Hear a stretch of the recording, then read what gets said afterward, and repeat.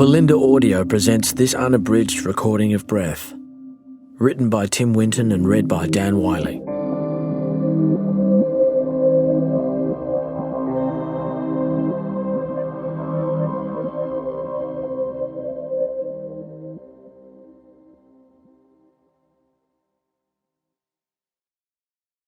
The dedication reads for Howard Willis. We come sweeping up the tree-lined boulevard with siren and lights, and when the GPS urges us to make the next left, we take it so fast that all the gear slams and sways inside the vehicle. I don't say a thing. Down the dark suburban street, I can see the house lit like a cruise ship. "Got it," she says before I can point it out. "Well, feel free to slow down." "Making you nervous, Bruce?" "Something like that," I murmur. But the fact is, I feel brilliant. This is when I feel good. When the nerve ends are singing, the gut tight with anticipation. It's been a long, slow shift, and there's never been any love lost between Jody and me. At a handover, I walked up on a conversation I wasn't supposed to hear. But that was hours ago. Now I'm alert and tingly with dread. Bring it on. At the call address, Jody kills the siren and wheels around to reverse up the steep drive. She's amped, I guess, and a bit puffed up with a sense of her own competence. Not a bad kid, just green. She doesn't know it, but I've got daughters her age. When she hits the handbrake and calls in our arrival at the job, I jump out and rip the side door back to grab the resus kit. Beneath the porch steps on the dewy grass is a middle-aged bloke hugging himself in silence, and I can see in a moment that although he's probably done his collarbone, he's not our man. So I leave him to Jody and go on up to announce myself in the open doorway. In the living room, two teenage girls hunch at opposite ends of a leather couch. "Upstairs?" I ask. One of them points without even lifting her head, and already I know that this job's become a pack and carry. Usually they see the uniform and light up with hope, but neither of them gives me as much as a glance. The bedroom in question isn't hard to find. A little mat of vomit in the hall, splinters of wood. I step over the broken down door and see the mother at the bed, where the boy is laid out, and as I quietly introduce myself, I take it all in. The room smells of pot and urine and disinfectant, and it's clear that she's cut him down and dressed him and tidied everything up. I slip in beside her and do the business, but the kid's been gone a while. He looks about 17. There are ligature marks on his neck and older bruises around them. Even while I'm going through the motions, she strokes the boy's dark, curly hair. A nice-looking kid. She's washed him. He smells of Pear's soap and freshly laundered clothes. I ask for her name and for her son's, and she tells me that she's June and the boy's name is Aaron. "I'm sorry, June," I murmur, "but he's passed away." "I know that."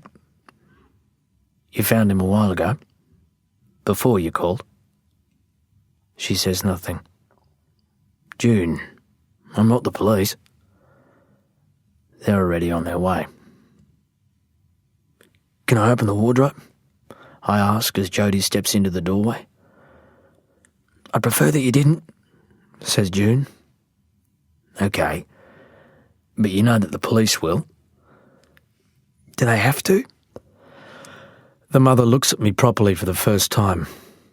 She's a handsome woman in her 40s with short dark hair and arty pendant earrings, and I can imagine that an hour ago, when her lipstick and her life were still intact, she'd have been erect and confident, even a little haughty.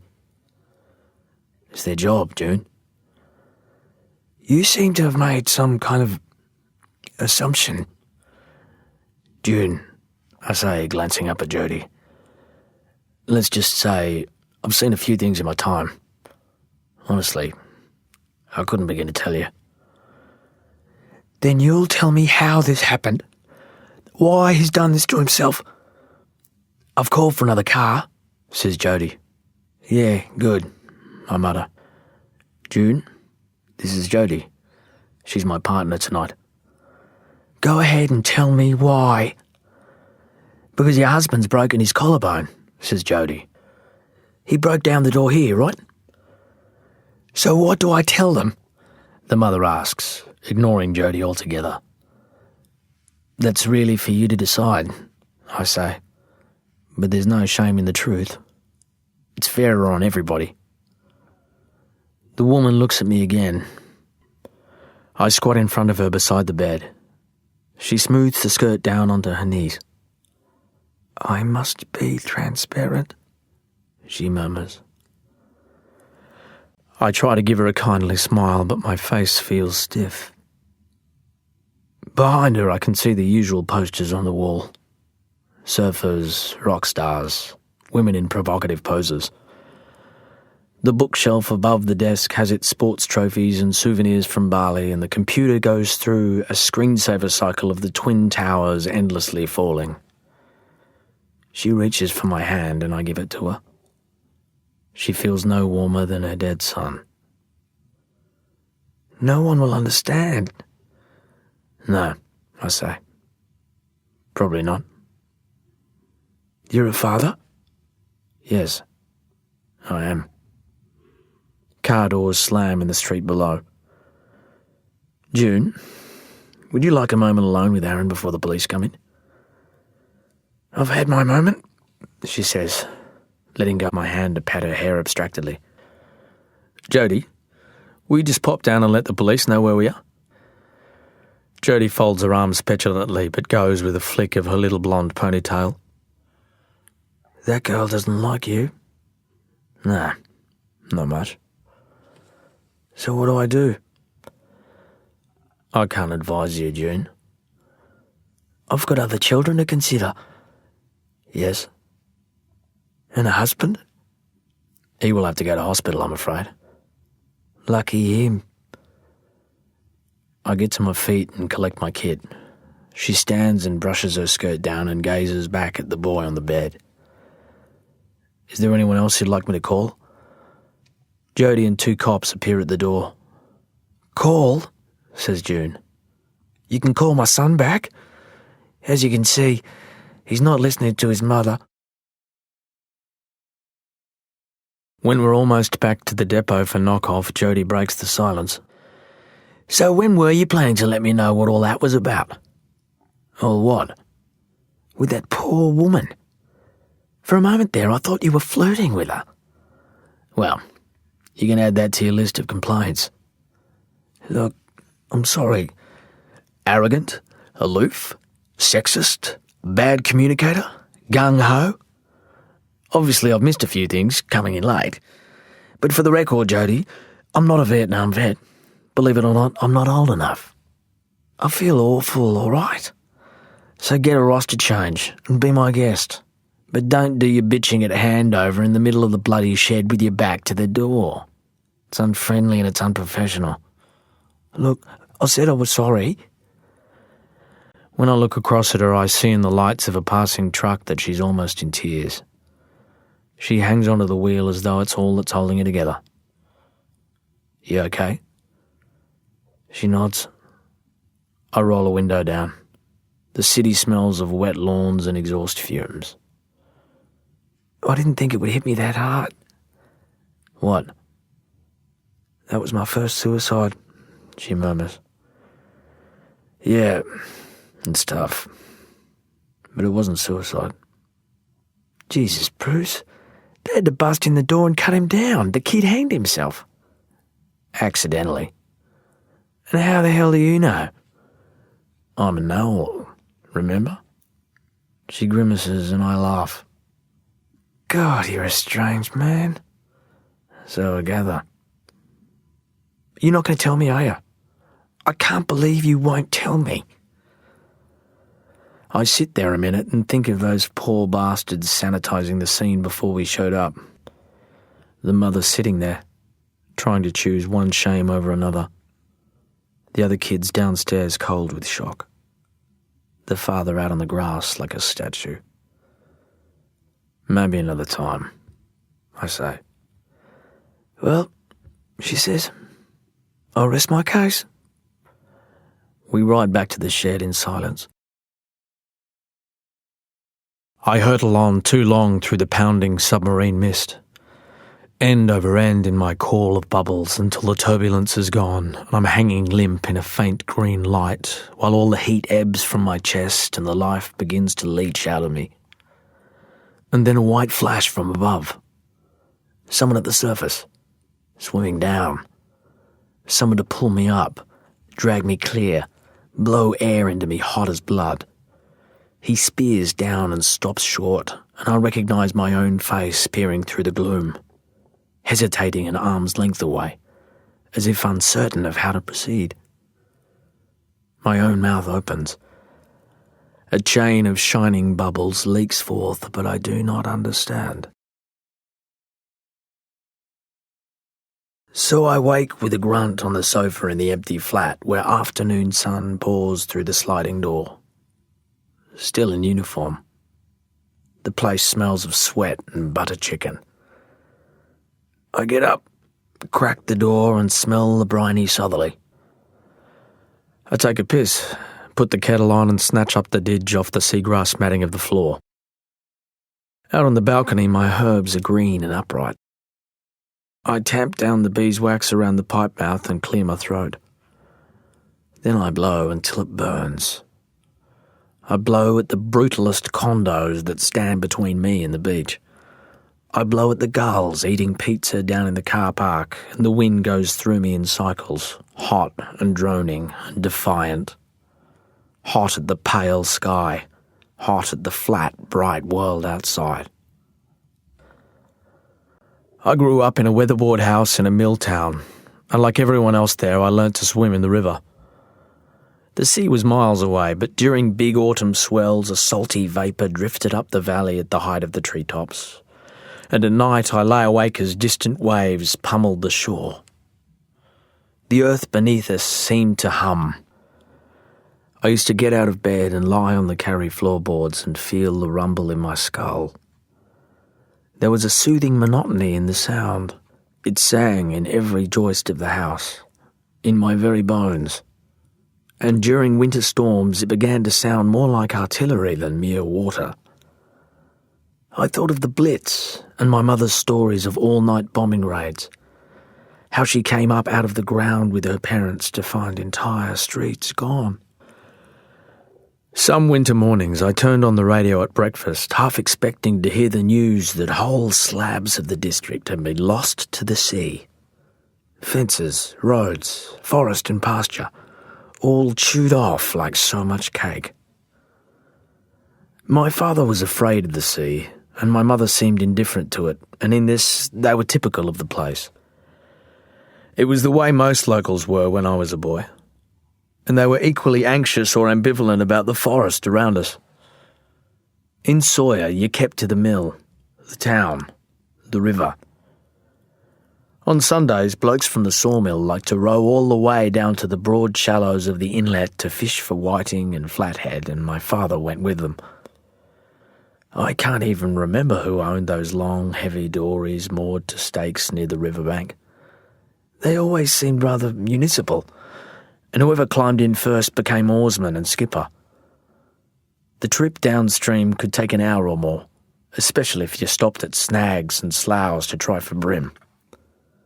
On rare mornings when the bar was open and the sea flat, a few boats ventured out to catch snapper. But the old boy would never leave the shelter of the estuary, and no one, man or boy, could shame him into going further. He began to take me along when I was 7. I liked the creak of the oars in their rowlocks, the disembodied shadows of pelicans rushing over the mottled flats. The big wooden dories held 3 or 4 men each, and it was quiet out there with them on the water. The other men were always tired and hungover, but my old man was just naturally subdued. When any of them spoke up, they had the barking tone of the industrial deaf. They had fags and sawdust coughs, those men. Their jungle hats stank of prawns and fish blood. They were bachelors and returned soldiers and bank-beaten farmers who seemed oddly solicitous of my father, even if they did mock him for his teetotal ways. He was a greengrocer's boy from a village in Kent who never told me stories about his old life. but he was no mystery to his workmates. He was, simply put, a steady hand, and as far as I could see, this was all they required of him. We fished with hand lines and sinkers moulded from lead roof flashing, and while we filled hessian sacks and wiped slime and scales off on the scarred wooden thwarts, the surf bumped the high white levee of the bar. Mains of spray hung above the river mouth and flagged back in the breeze. When the bite was slow and I grew bored and restless, the old man consented to row me across to where I could get out and climb up onto the sandy wall and watch the great seas roll in. I was a lone child and solitary by nature. Somewhere along the way I became aware that my parents were old people with codgers' interests. They potted about with their vegetables and poultry. They smoked their own fish and mended and embroidered. Of an evening they listened to the radio, or the wireless as they called it. Although they weren't quite grandparent age, they were definitely of a different order to the parents of other kids, and I felt that their singularity marked me out somehow. I felt protective of them, even if I was, in truth, a little embarrassed. Like them, I didn't care much for football or cricket. I avoided teams of any kind, and the prospect of organised sport was a misery. I did like to hike and climb, but it was only in swimming that I really excelled, and this must have been quite a surprise to my emigrant parents, neither of whom could swim to save themselves. At the first signs of spring giving way to summer, towny kids gathered after school near the bridge at the riverbank to dive off the crude springboard. The river was brown with tannin and cold as hell, but it was very slow-flowing and safe to swim in. It was there that Looney and I became friends. Ivan Loon was 12 and a whole year older than me. He was the publican's son, and although we'd been at school together half our lives, we never had the remotest thing in common.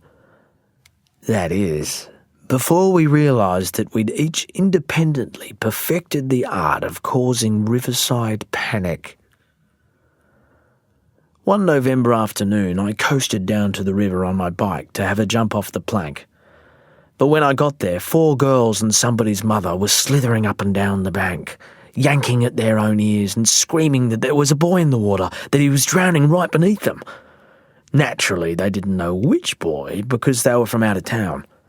But they knew he was a boy, for he'd been there a minute ago and simply hadn't come up from a dive. And were there sharks? And couldn't I, for God's sake, stop asking questions and just get on with doing something? Sun blazed down in rods through the big old gums. There were dragonflies in the air above us. I saw a towel near the diving plank and beside it a grubby pair of thongs, so I had no reason to doubt there was a crisis. Only the sluggish water seemed harmless, and these females, who were making a frightful noise, looked so strangely out of place. I should have twigged, but I went into action on their behalf. As I bolted out to the sagging end of the springboard, the wood was hot and familiar underfoot. I looked down at the wind-ruffled surface of the river and tried to think. I decided that it would be best to wade in from the bank, to work my way out by feel, and just keep diving and groping in the hope of touching something human. There wasn't time to go looking for help. I was it. I felt myself rise to the moment, put upon, but taller all of a sudden. And before I could embark upon my mission, or even pull my shirt off, Ivan Loon burst from the water. He came up so close to shore with such a feral shriek, the woman fell back on the mud as if shot. I stood, bouncing on the plank while she lay in the muck. Then she reared up on her elbows. Looney started to laugh, which didn't really help her mood. I'd never in my life seen a woman so angry. She charged into the water, lunging and swiping to no avail, while Looney just ducked and feinted and giggled. He was a freckly sort of kid, but he went so red with pleasure and exertion all his freckles disappeared. The poor woman never got close to him. Her frock ballooned about her. She made tanty noises like a toddler. Looney sculled himself out of range, bobbed provocatively for a bit, then stroked off to the shadows of the far bank. Left alone with her once again, I realised it was more fun to pull this prank than it was to stand by while someone else did it. I began to feel more guilt than glee. 2 Dr. Scholl's sandals floated upstream in the breeze, and I watched until I could bear it no longer and dived dutifully after them.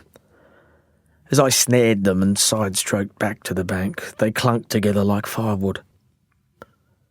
It was embarrassing to see this grown woman standing there in her clinging dress with her dimpled knees and chubby legs all muddy. "There's tree roots down there," I told her. "You just dive down and hold on. It's easy." She never said a thing, just snatched her shoes and scrambled back to the girls higher up the bank. And while I lay in the water trying to decide how to feel about her, she smoothed herself back into some kind of authority and led the others up through the trees and out of sight. I felt sympathy and contempt all at once. Car doors slammed, and there was the stammer of a starter motor. "Easy, is it?" said a voice hot and close in my ear. I jerked aside with a shout. Looney bawled with laughter. "Brucey Pike," he said. "You're all talk." "Am not." "Ah, so? Am not? Well then, Pikelet, you better prove it." So I showed him what I had. We dived all the rest of that day, kicking down time and again to the opaque depths of the Sawyer River to hold our breaths so long that our heads were full of stars. And when we finally climbed out, spent and queasy, the bank plunged and cantered beneath us in the evening twilight. That was the first of many such days, and we were friends and rivals from then on. It was the beginning of something. We scared people, pushing each other harder and further until often as not we scared ourselves. My parents didn't quite approve of Looney. He was a mouthy urchin who roamed the town at will. He lived at the pub, and my oldies were not pub-going folk. The fact that Mrs. Loon was not Looney's actual mother seemed to cause Mum some discomfort, but she tried not to let on. My parents were discreet and kindly people. Looney seemed to provoke more anxiety in them than antipathy. They were so quiet and orderly that only a few years after they were both dead and buried, few Sawyer locals could remember much about them, whereas Looney was a creature of an entirely different sort.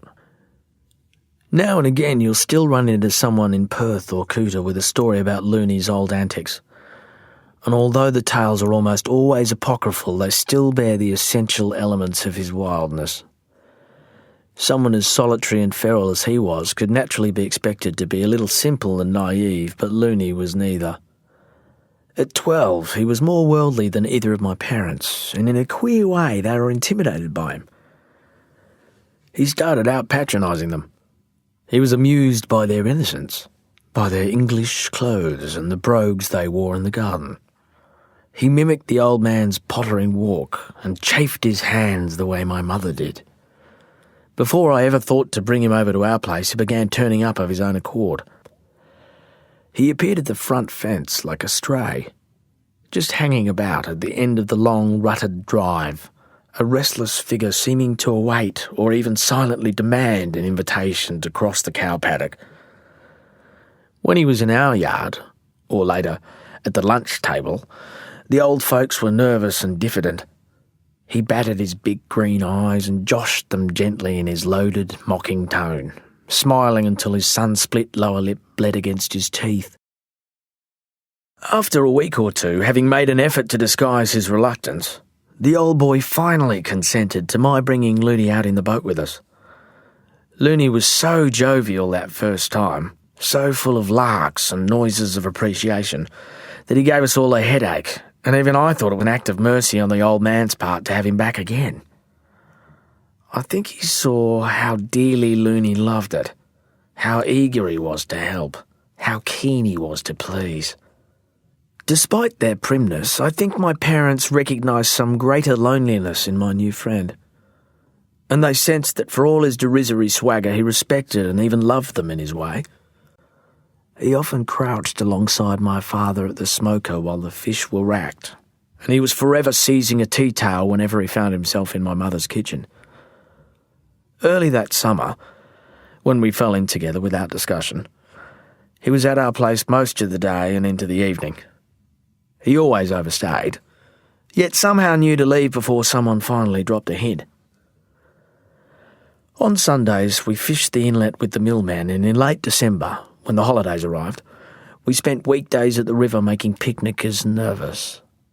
We salvaged junk from the tips so we could augment our bikes with weirdly extended forks and handlebars. We tilted our banana seats and sissy bars until we were virtually riding uphill on any gradient. Out on the highway, Looney played chicken with log trucks, while I hid in the bracken at the edge of the forest, willing him to desist and urging him on all at once. We had escape tracks that wound back through the regrowth and spoil ground toward town, so that by the time a rattled truckie pulled over and backed up laboriously, we were long gone.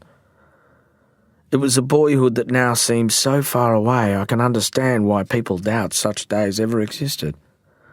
If you tried to talk about it, you'd be howled down as some kind of nostalgia freak, called a liar before you even got started. So, I don't discuss it much. In this, I suppose, I am my father's son. A bad communicator. A closed book. I've bored people in bars and lost a marriage to silence. I don't want to join anybody's misery club, to be adopted as a fellow victim of whatever syndrome is doing the rounds this week. I'll talk if no one's listening. It's like blowing the didgeridoo, cycling air through and through, doing little more than explaining yourself to yourself while you're still sane enough to do it. I'm not a nostalgia man. I can go for weeks without thinking about my boyhood and Sawyer and Looney, but in my line of work, you're going to see things like tonight's asphyxiation and get a cold feeling you're not likely to explain to some kid in a crisp new uniform. Someone who's already decided that you're a piece of work. As a boy in Sawyer, I yearned to swim in the ocean, but the old man was firmly against it. If I asked him on fishing days, he refused on the grounds that I would need watching, and this meant he'd have to leave the boat, and his lines, and his workmates on his only day off, and it was too much to ask of him. I knew deep down he'd gladly have sacrificed an hour for my pleasure, if only he'd been able to swim enough to save me if I got into strife. But his impotence was beyond admitting. When I asked if I could just ride out to the river mouth with Looney, he shook his head. Too rough, too far, no way.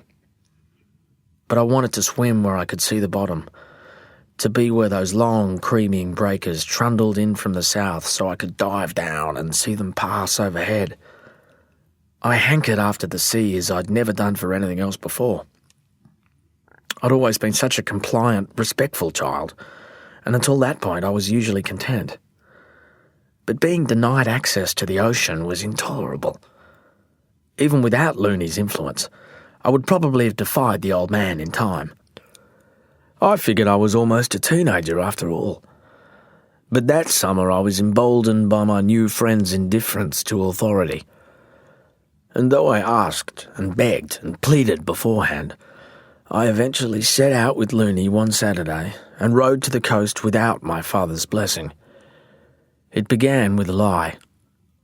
I said we were headed for the river, but as we coasted through town and past the servo, we simply doubled back behind the pub. "You know why it is?" Looney said as we rolled down the turn-off. "You know why your old man's scared, don't you?" "Yeah," I said after too long a pause. I didn't want to talk about the fact that my father couldn't swim. I wasn't that disloyal yet. "You lying, Pikelet?" I stood on my pedals, wary of being seen by someone from the mill. "Snowy Muir," said Looney. "Who's he?" "Bloke from the mill. Fishing off the point when they opened the bar. All the snapper was running. King Wave got him. Just ran up the rock and hauled him in.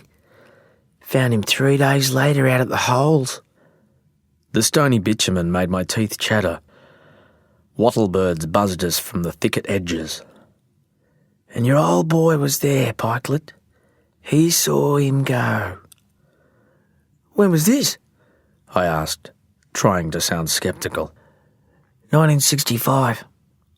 How do you know?" "I live at the pub, you dick. Only thing flows faster than beer is talk." It bothered me not to have known this precious detail about my father. I rode on in silence. We freewheeled downhill a mile or so until we came to the long, flat stretch where the estuary meandered into shoals on our left and the boggy horse paddocks opposite rose to steep, timbered hills. The sun was on our shoulders, and already, over the whir and clatter of our bikes, you could hear the ocean. On the last uphill stretch, a flatbed truck wallowed off the salt pan onto the tar ahead of us. Without a word, Looney put on a spurt and chased it. There were people on the back of the truck who laughed and cheered as he caught up and grabbed onto the tie rail. The old banger went up through the gears, making speed against the incline. Looney and his bike drew away, and I saw the pink flash of his face as he looked triumphantly back across his shoulder. I doubt the driver even knew Looney was there, clinging on gamely in the rear. But they surged uphill, leaving me in their wake, until all I could hear was the whining diff and the faint sound of laughter. Eventually, speed and one-handedness got the better of Looney, who got the wobbles and let go. He veered wildly onto the gravel edge and was gone through the reeds, a rippling commotion like a blast of wind. And the last thing I saw was the bike shooting riderless from the vegetation before it somersaulted into the shallows.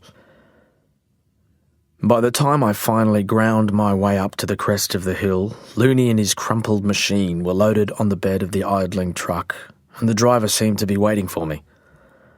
When I drew alongside, I saw that although his knees were stripped and his shirt was in tatters, Looney looked insanely happy. He mugged and winced for the benefit of a girl who looked 16 and had flowers painted on her jeans.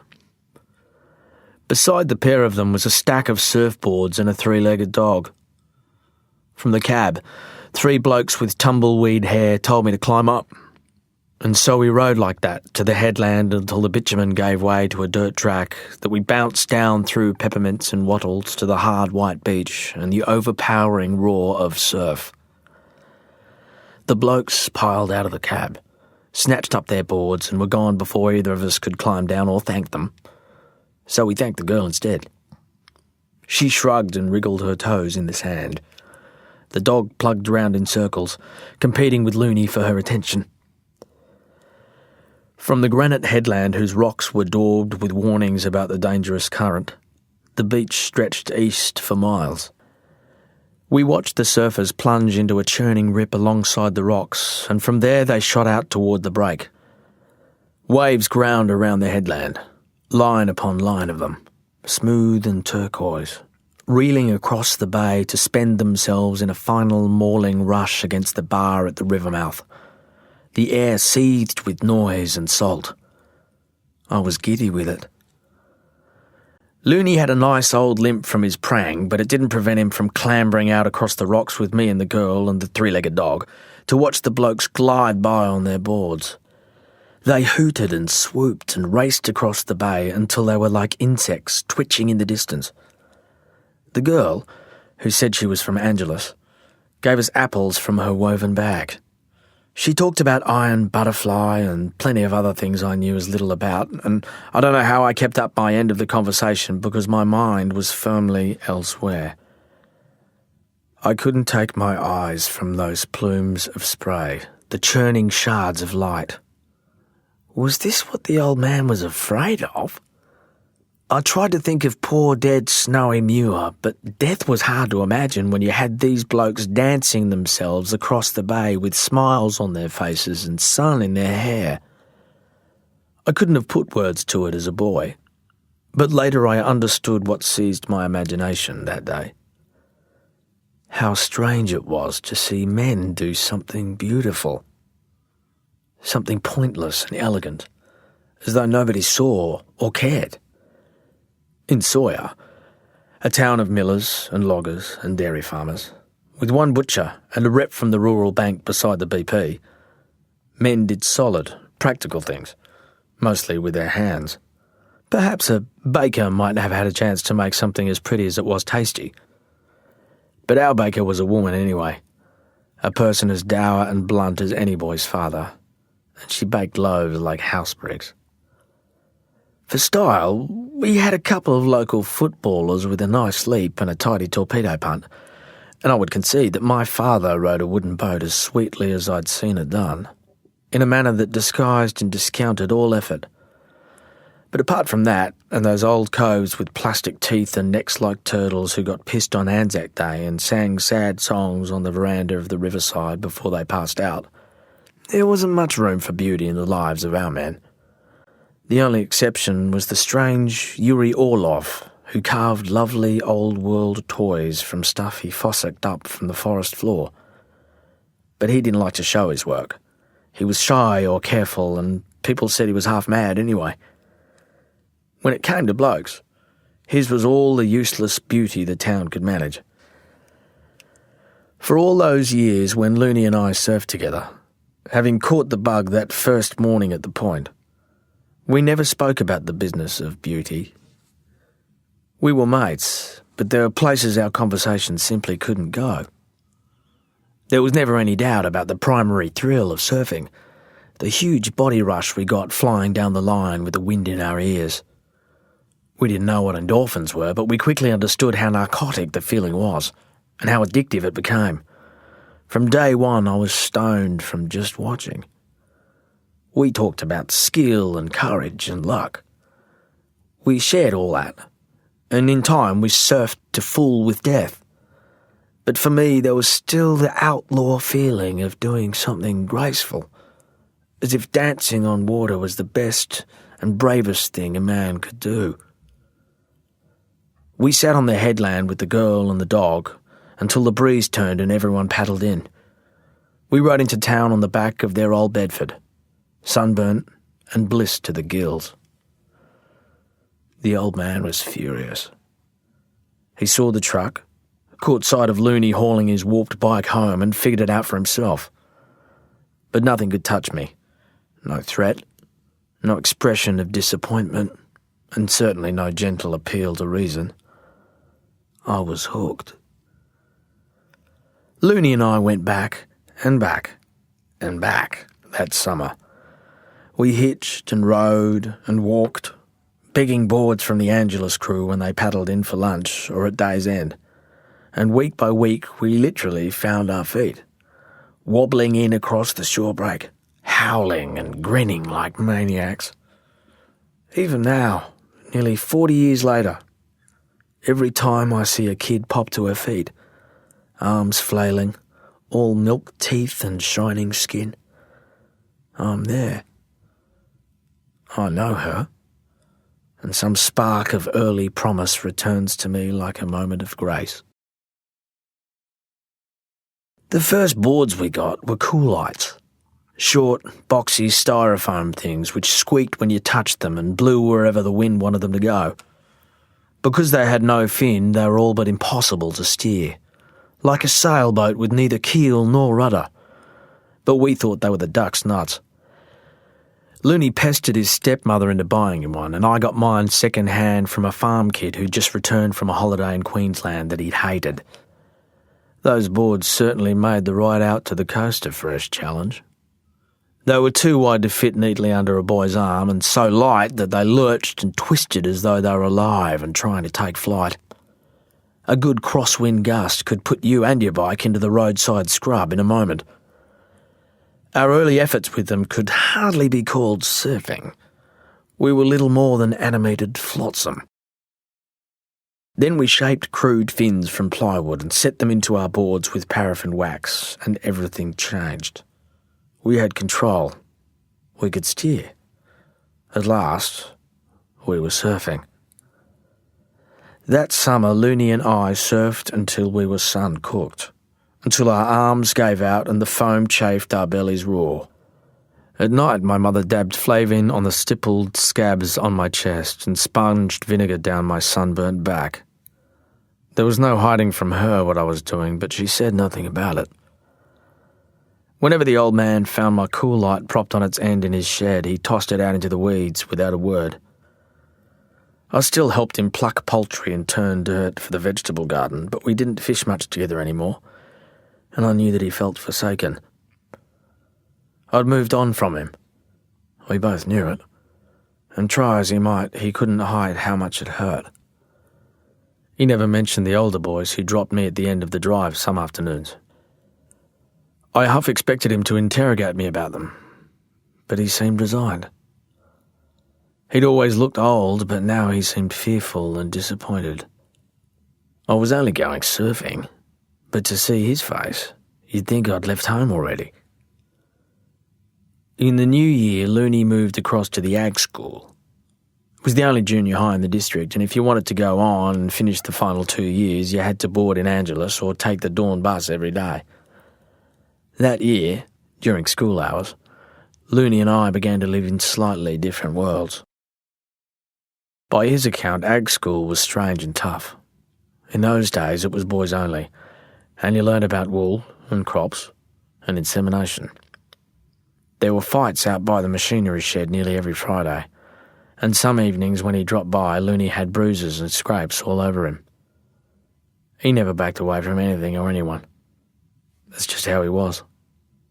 He talked about kids who shaved, who had arms like Christmas hams. Older blokes who said his mother was a slut, which was why he fought them. I was still a bit vague about what a slut actually was, and I was confused about whether the references were aimed at his mother or his stepmother, so I didn't press him for clarification. In July, when Mrs. Loon packed up and shot through in the middle of the night, Looney seemed unmoved. I'd hardly known her. I remember a squat little woman with dark curly hair and a gold tooth. He never spoke about her again. Some winter weekends we rode out to the river mouth with our cool lights, but often as not the swell was so big we never got beyond the thumping shore break, and over at the point the rip looked treacherous. Chastened by our failure, Looney and I would towel off and get dressed and scuttle out along the rocks to watch the Angeles crew confront the great heaving waves that pivoted past the headland to spew into the bay. They sat way outside of where anybody normally surfed, so far off that their silhouettes were only intermittently visible. For long periods, nobody did much out there but bob about, scratching seaward every few minutes to avoid the looming sets that threatened to bury them. In such a swell, the rocks along the point were awash so high up that we were forced back into the scrub to stay safe and dry. We hunkered down in our lookout, pulled our coats about ourselves and willed somebody to take off, until eventually one of the Angeles crew would turn and start to paddle. Some of the waves were as high as us in our nest on the headland. Whenever somebody sucked up the courage to go, we were beside ourselves. We screamed and hooted for him as he clawed his way over the edge, and we groaned and seized our hair when he came unstuck. There'd be a horrible ball of foam, a snarl of limbs, and a board shooting skyward to flip like a tossed penny above the carnage, while we searched the water for a head or an upstretched hand. Thrilled and appalled, we could sit there for hours. It was our Colosseum. One surfer seemed to show up on only the very biggest days. He was quite an old guy, and his board was so long and thick that he'd carry the thing on his head down through the peppermint scrub to the beach. Then he'd jog to the water and launch himself into the crunching shore break and aim straight for the rip, paddling on his knees, always as casual as you like, whatever the conditions. You'd barely see him for half an hour, and then a set would break out wide, like a squall rolling into the bay, and you'd suddenly pick out the white squirt of a wake on the grey-brown crags of a wave, big and ugly enough to make you shiver. There he would be, that tiny figure, strangely upright and nonchalant, rising and swooping until he was close enough to be more than just a silhouette. His skill was extraordinary. There was something special about his insouciance and the princely manner in which he cross-stepped along his long, old-timey board, how he stalled and fainted, and then surged in spurts of acceleration across the shoaling banks, barely ahead of the growling beast at his back. And when the wave fattened toward the deep channel in the middle of the bay, he'd stand at the very tip of the board with his spine arched and his head thrown back as if he'd just finished singing an anthem that nobody else could hear. Neither of us knew who this man was. We reckoned he must be from the city. But when Looney piped up to ask the Angelus crew about him, they just grinned and ruffled his taffy hair, which made him so mad I had to drag him away before he started a fight I didn't want to be in. When it was too stormy and vile to go out to the coast, Looney and I stayed in town and entertained ourselves at the river, paddling bits of junk from bank to bank, leaping from trees, swinging on ropes. We had lungs like camel bladders by then. We sledged each other mercilessly, each daring the other to break the 2-minute limit beneath the diving board. In the summer sea, when it was flat calm and there was nothing else to do but dive down and lie on the clean, ribbed bottom and hold our breaths to count Mississippis, we got pretty close to our goal. But trying it at the bottom of the river in winter was another challenge altogether. It was a grim business down there in the dark, clinging to the saurian roots of river gums, so cold that a minute's worth had us surfacing blue-lipped and dizzy. We climbed up onto the bank too numb and stunned to even feel the fire we'd left burning to warm ourselves by. Looney's old man found us shivering like that one drizzling Sunday afternoon in July. "Look at yous two stupid pricks," he muttered. "It's raining, and the water's as cold as a witch's bits, and you're bloody swimming." "We like swimming," said Looney without even looking up. Carl Loon had his flying jacket on, all leather and sheep fleece. Looney said he'd been in the Air Force, though from what I could hear of his old man's faint accent, it wasn't necessarily the kind of outfit that flew in English. Mr. Loon was a big, square bloke with a boxy head. He might have been Polish once, or maybe a Croat. You'd have to listen hard to hear it. The wool of his coat collar was as yellow as a nicotine stain. His hair was oiled and parted on the side, and even though this was the first time I'd ever seen him in the outdoors, he always looked sunburnt. "And now you're burning green wood," he said. "No wonder you can't get warm." "We're all right," said Looney sullenly. "Chop me some wood for the pub and I'll let you have some for here. What do you reckon? I got 5 ton in just now, and no one to split it." Looney hugged himself and shook his head. "You've got something better to do?" "We'll do it for money," said Looney. "How much?" $10 a ton." His old man laughed. "Each," said Looney. "You can get to buggery," said the publican, walking away. But it turned out that we did split the wood, and we did the job for $5 a ton each. We chopped in the rain for days out in the long yard behind the riverside, amidst a wasteland of weeds and lines of washing, broken sofas and stone troughs. An old fellow with a humpback and a drooping fag sat and watched us from beside the glittering ranks of empties as we split those sappy mill ends and sucked at our splinters and stacked the cut wood in the lean-to by the pub laundry. Before we'd even finished our 5 tons, we had offers of similar work all over town. Drinkers either took pity on us or saw us as a means of getting the missus off their backs. But any way you looked at it, we were in business. Looney liked anything with an edge on it. There were grindstones in some of the sheds where we worked, and he used them to sharpen our axes and the pocket knife he always carried. Whenever we took a break, when the lady of the house poured us mugs of tea and a few lamingtons, he'd want to play chicken. Most often we used a knife. We spread our hands on the pulpy chopping block, jabbing the blade faster and faster between our fingers, first looking and later blind, until one of us begged off or began to bleed. Some sheds had dartboards, so we played William Tell. A lamington, said Looney, was just as good as an apple. He invented games involving axes and feet. Axes and anything, really. Any game would do as long as it was dangerous. At each perilous undertaking, and with Looney there were plenty of them, he always volunteered to go first. For a while I thought it was about honour, that it was his way of taking responsibility for whatever stupid idea he'd come up with. Something gentlemanly, perhaps, a mark of friendship. But eventually I saw that Looney went first out of need. He was greedy about risk.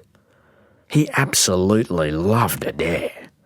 He would actually dare you to dare him. This wasn't optional. He required it of you, insisted on it. When it came to things like this, he was completely compulsive. Being with him was like standing near a lethal electric current. The hairs on your arms literally stood up and you were afraid and mesmerised, always drawn to connect. That winter we chopped enough wood to buy ourselves real surfboards. They were dinged up and obsolete, the cast-offs of the Angelus crew or somebody's sister's boyfriend. But they were proper foam and fiberglass, and they were tokens of our arrival. We scraped the hard, dirty wax from their decks and rubbed them down afresh. We stood them in the old man's shed to admire their leaf-like outlines and the sharky rake of their fins. The old man wasn't at all happy about the fact that I'd been working at the pub, but he didn't toss the boards out in the weeds as he'd done with the coolites. He'd seen the calluses and divots in my hands. He knew I'd owned that surfboard with a bent back, and once again, after the longest time, I felt the distant glow of his respect.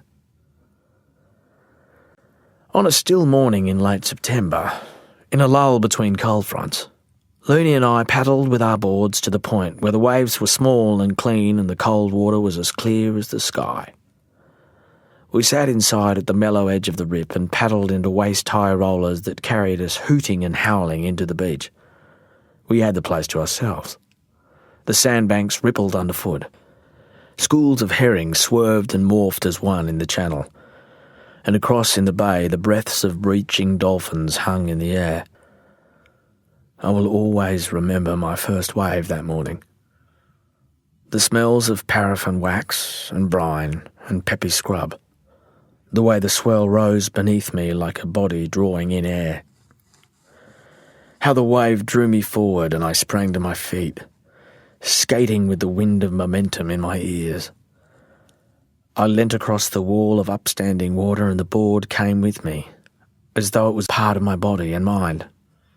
The blur of spray, the billion shards of light. I remember the solitary watching figure on the beach and the flash of Looney's smile as I flew by. I was intoxicated. And though I've lived to be an old man with my own share of happiness for all the mess I've made, I still judge every joyous moment, every victory and revelation against those few seconds of living. We surfed until we were limp, and when we floundered ashore, the bloke I'd noticed before was waiting. He sat on the back of a cut-down combi with a red dog that sprang down to meet us. "Life on the ocean wave, eh, boys?"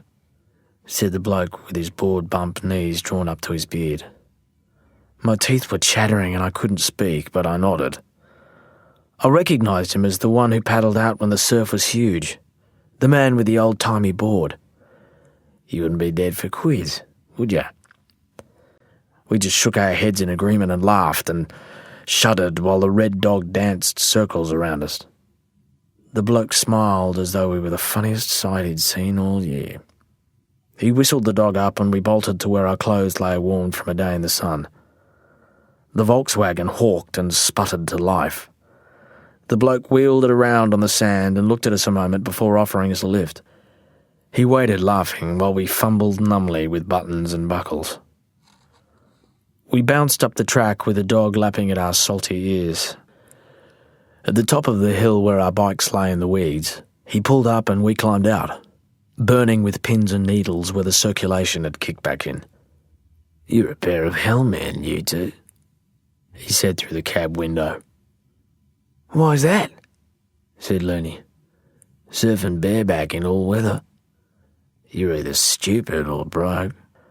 "Both," I said. "How old are you?" 13, said Looney. "Almost 13, I said, stretching things a bit. The bloke had a mass of curly bleached hair and his beard was of the same stuff. He was a big man and muscular, with grey eyes. It was hard to tell his age, but he had to be 30 or more, and that made him a genuinely old guy. His dog panted and whined beside him, but the moment he glared at it, the mutt lay silent. "You get tired of hauling your boards out from town, you can leave them at our place." Neither Looney nor I said anything to this. We didn't know how to respond. "I'm away a bit," said the bloke, "but you can shove 'em under the house. The missus won't mind." "Geez," I said. "Thanks." "No worries. First driveway. Just up here." "Okay." He drove off and we looked at one another with a dumb shrug. I wasn't ready to leave my precious board at anyone's place but my own. Yet I was flushed warm from the attention. On our way back, weaving up the bitumen one-handed, with our boards yawing and straining under our arms, we pedalled by the turn-off we'd never paid any mind to before. It was marked with an old green-painted fridge, and the dirt track in was rutted and steep. From the road there was no sign of a house, only a wall of karri trees on the ridge. The land was fenced, but this wasn't any sort of farm. "Hippies," said Looney. We coasted down to the swampy flats and caught our breaths for the hard uphill plug into town. I never suspected I'd be sent to school 30 miles away in Angeles, and I'm not even sure why my parents enrolled me there. At the time, they said it was to give me stability, a high school where I could go right through to my senior year. But I had an inkling it was a manoeuvre to limit Looney's influence. They waited until after New Year's to spring the news, and I was so stunned that I didn't even put up a fight. I was just glad they hadn't sent me to board at the hostel, though I'm certain they'd have been unable to endure the separation. Still, such tenderness condemned me to years of busing, and the bus ride is my chief memory of high school. The smells of vinyl and diesel and toothpaste, corrugated iron shelters out by the highway, rain-soaked farm kids, the funk of wet wool and greasy scalps, the staccato rattle of the Perspex emergency window, the silent feuds and the low gear labouring behind pig trucks, the spidery handwriting of homework done in your lap, and the heartbreaking winter dusk that greeted you as the bus rolled back across the bridge into Sawyer. The bus dropped me into a kind of limbo. Until I'd hooked up with Looney, I'd been a loner, and now that I finally had a mate, I'd been turned into a day boy. I could never expect to belong in a big town like Angeles. I was a total stranger there. But now I wouldn't even fit properly into my hometown. Everyone knew proper locals went to the ag school, while kids who caught the bus to Angeles, dags like me and the banker's daughter, were of some indeterminate species. We were so uncertain of our new status, we never spoke to one another from one term to the next. Angeles, with its harbour and shops and railhead, was a regional hub. The department store and silos and ships gave it gravity, but I refused to be impressed. Even so, with the passage of time, a kind of contempt for Sawyer crept up on me as I saw how tiny and static and insignificant it really was. Like my parents, it was so drab and fixed that it became embarrassing.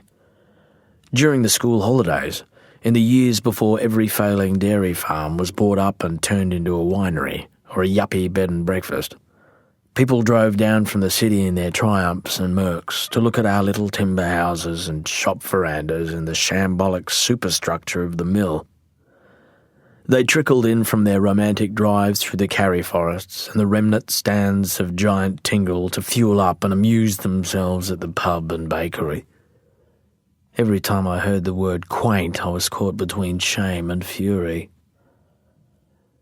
During school term, I only saw Looney on weekends. When conditions were good, we rode out to the coast to surf, but the ride seemed to get longer and harder the more we did it, and in the end we gave up humping our boards all the way and took up the offer to stash them at the house close by. That was how we got to know Sando, how our lives took such a turn. We didn't actually see the big woolly-headed bloke much the first summer that I was in high school. Whenever a big sou'west swell kicked up, we looked for him. Those were the days when the Angelus crew came out in their panel vans and utes. They were tradies and potheads who kept an eye on the weather map and took sickies every time there was surf. But the most we saw of the bloke with the flat tray Volkswagen were the times we caught a glimpse of him far down the bay, just a silhouette paddling a surf ski and trolling for early salmon. The first time we stumped up the drive to his house, the place was deserted. No dog came barreling out of the shadows and no one emerged when we called from the bottom of the steps. We stood in the leaf-littered clearing and just stared at the joint. There was a big, fenced vegetable garden and some odd-looking outbuildings, and though the house was built from local timber, it was like no home I'd ever seen. It stood high off the ground on log poles, surrounded by spacious verandas where hammocks and mobiles and shell chains hung twisting in the breeze. None of the wood was painted, and all those timbers had gone their own shades of weathered grey and khaki. Later I thought of the house as a kind of elevated safari tent, a tent whose every pole was an old-growth log that 3 men could barely link arms around. "Jesus," said Looney. "We better go," I murmured, but Looney was already halfway up the front stairs. "Bloody hell," he said from up there. "Come on, Pikelet. Check it out." I hesitated until he started gobbing over the rail. I went up full of misgivings. From the veranda you could see the ocean and the eastern cliffs towards Angelus. Closer in, the estuary was like a wide, shining gut that was fed by the river as it coiled back and back on itself into the blue-green blur of the forest beyond the town. I'd never thought of the river as an intestine, but then I'd never viewed the country from this angle before and seen just how shaggy and animal its contours were. The house sat behind a snarl of karri regrowth that hid it from the coast road a couple of 100 yards below.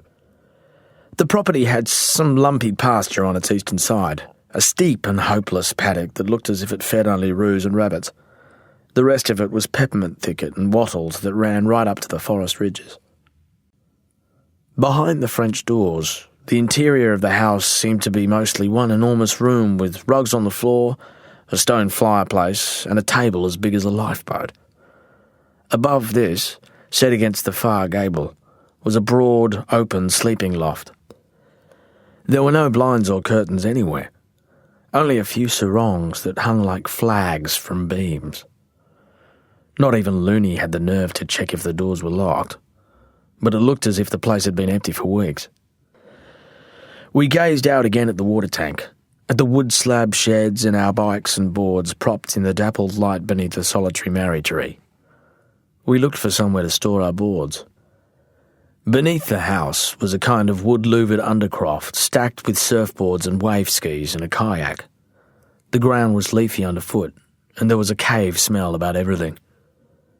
Further in stood a weights bench and dumbbells, a stool or two, and a long work table neatly piled with tools and papers and sound cassettes. "Far out," said Looney. "This is bloody paradise." We stood open-mouthed before the racks of boards. There was every type and shape and vintage, some with fins like scythes and others with twin keels. One board, which had to be 12 feet long, was made of solid wood. Beside it, propped against the wall and made of something like the same stuff, was a didgeridoo with such a twist in the shaft it looked like a hollow tree root. "Don't touch anything," I said, expecting someone to arrive at any moment. "Let's just get our boards and stick them somewhere and rack off." "Don't be so uptight, Pikelet. The bloke said it was okay." "To leave our boards here," I said, "not to hang around." Looney laughed at my anxious propriety, but he helped me stow our boards beneath the work table, and a few minutes later we were bouncing down the track, half afraid and half hoping the VW would come wallowing up to intercept us. But nobody came. We rode back into soil with a glow on, as though by simply having stashed our boards beneath such a house, we'd moved up in the world. Honking away on my old ditch, I'd think about the one I first saw nestled against the boards under that big hippie house. I hardly knew what it was. Now the wind comes through me in circles, like a memory, one breath, without pause, hot and long. It's funny, but you never really think much about breathing until it's all you ever think about. I consider the startled look on the faces of my girls in the moments after each of them was born and suctioned and forced to draw air in for the first time. I've done the job myself on more than one occasion, pulled over on the side of an ill-lit street, improvising in someone's driveway. Always the same puzzled look, the rude shock of respiration, as though the child's drawn in a gut full of fire. Yet, within a moment or two, the whole procedure is normalised, automatic. In a whole lifetime, you might rarely give it another thought. Until you have your first asthma attack or come upon some stranger trying to drag air into himself with such effort that the stuff could be as thick and heavy as honey. Or you may be like me and think about breathing often enough for people to have their doubts about you. I've been thinking about the enigma of respiration as long as I can remember. Since I was old enough to be aware of the old man coming home with his stink of grease and sweat and wood sap at the end of another day at the mill. Every weekday evening after he washed his face and hands, he'd settle at the table and look about with eyes bloodshot from sawdust, while Mum whacked the handle of the oven with a length of split carry and drew out whatever she'd been baking or roasting or warming while we waited for him.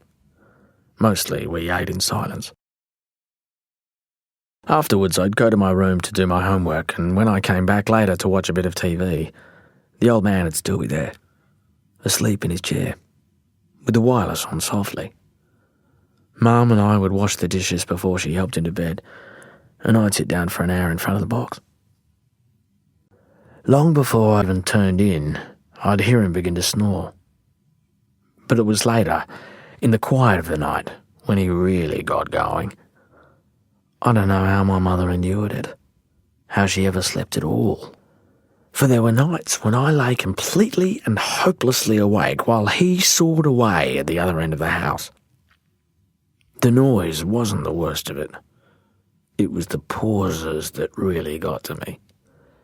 When he fell silent, I'd lie there waiting, forced to listen to my own breathing, which was so steady and involuntary. More than once since then, I've wondered whether the life-threatening hijinks that Looney and I and Sando and Eva got up to in the years of my adolescence were anything more than a rebellion against the monotony of drawing breath.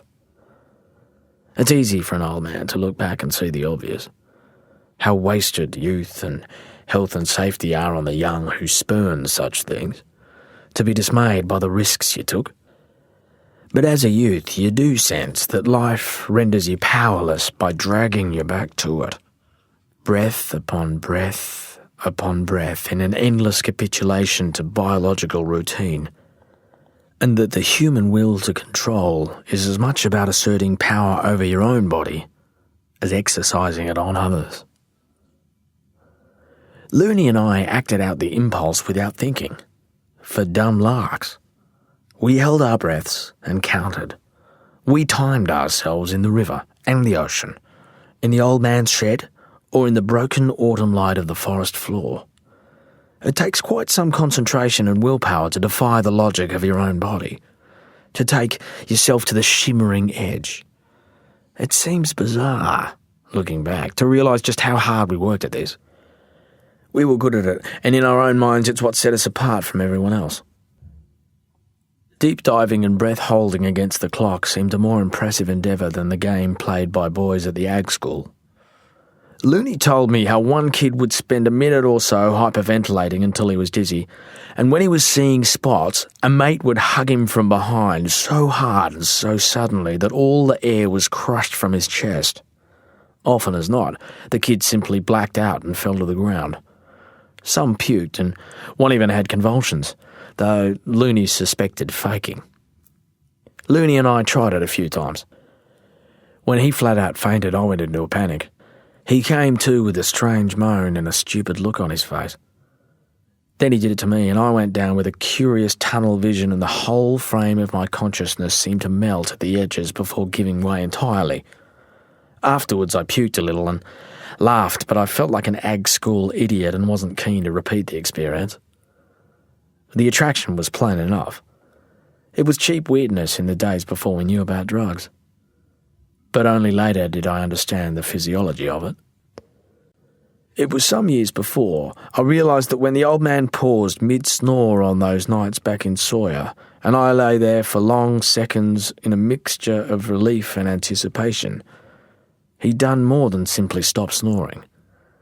He'd actually stopped breathing.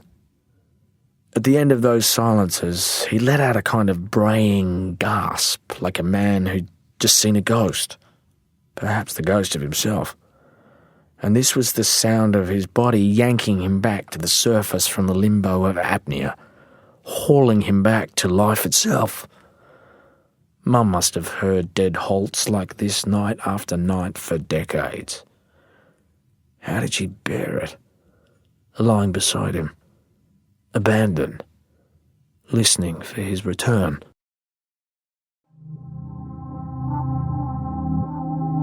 This is the end of CD 1. The book continues on CD 2.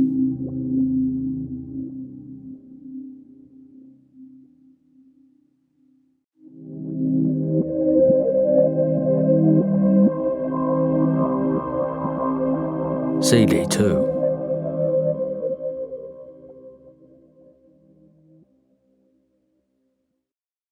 Next time we went to the log house, the VW was there in the shade of the marri tree, and the red kelpie shot out from beneath the stairs.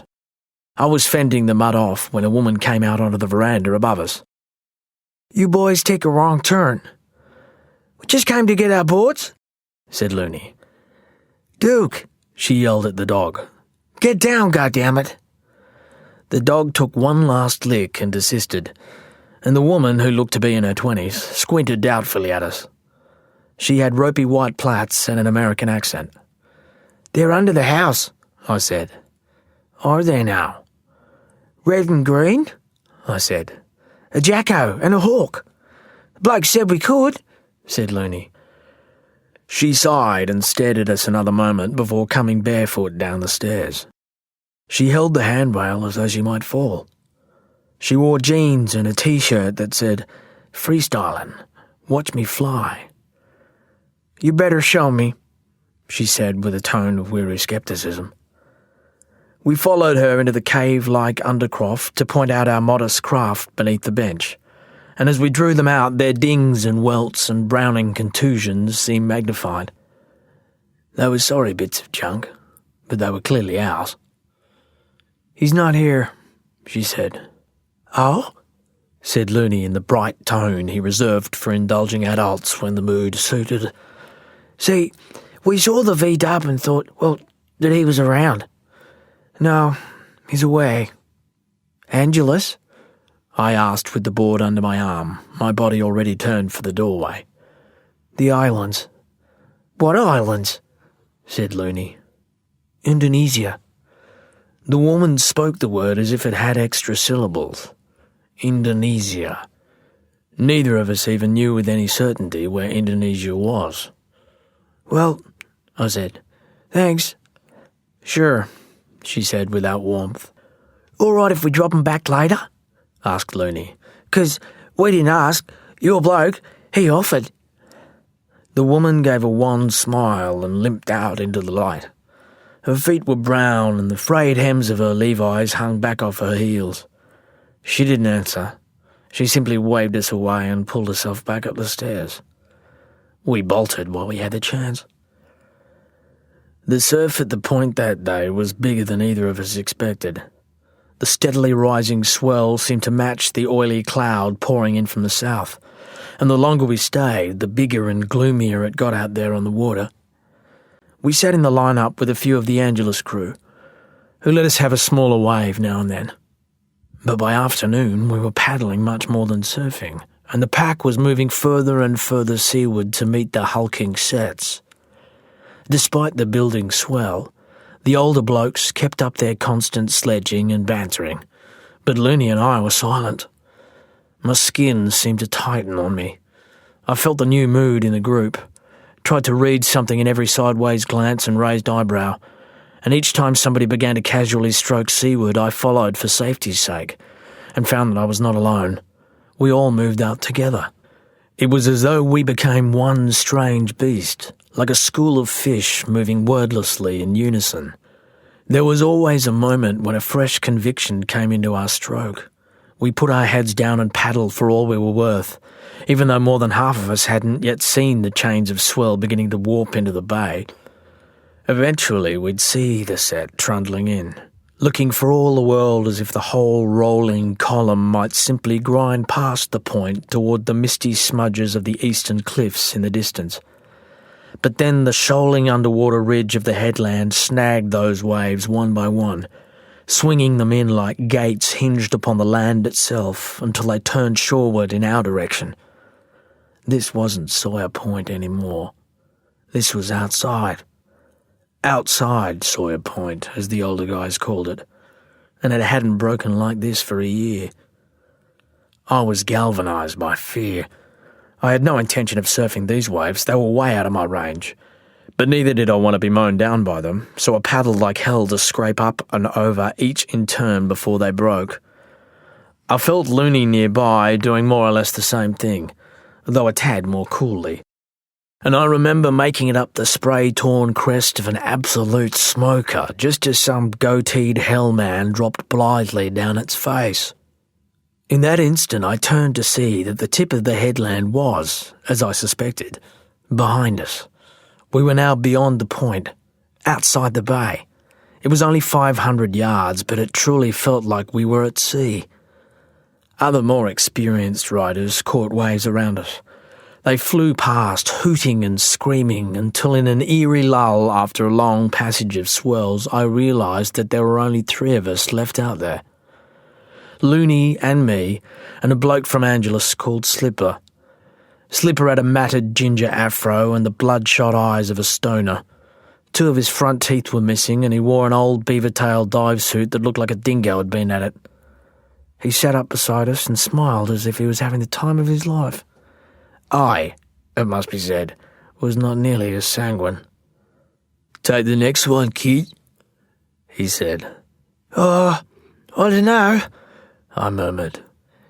"Can't walk home from here," he said with a manic leer. "Might as well go for it, eh? How about you, Snowy? You going? No point bobbing round out here like a bloody teabag." "All right," said Looney, rising to the bait. "I'll go."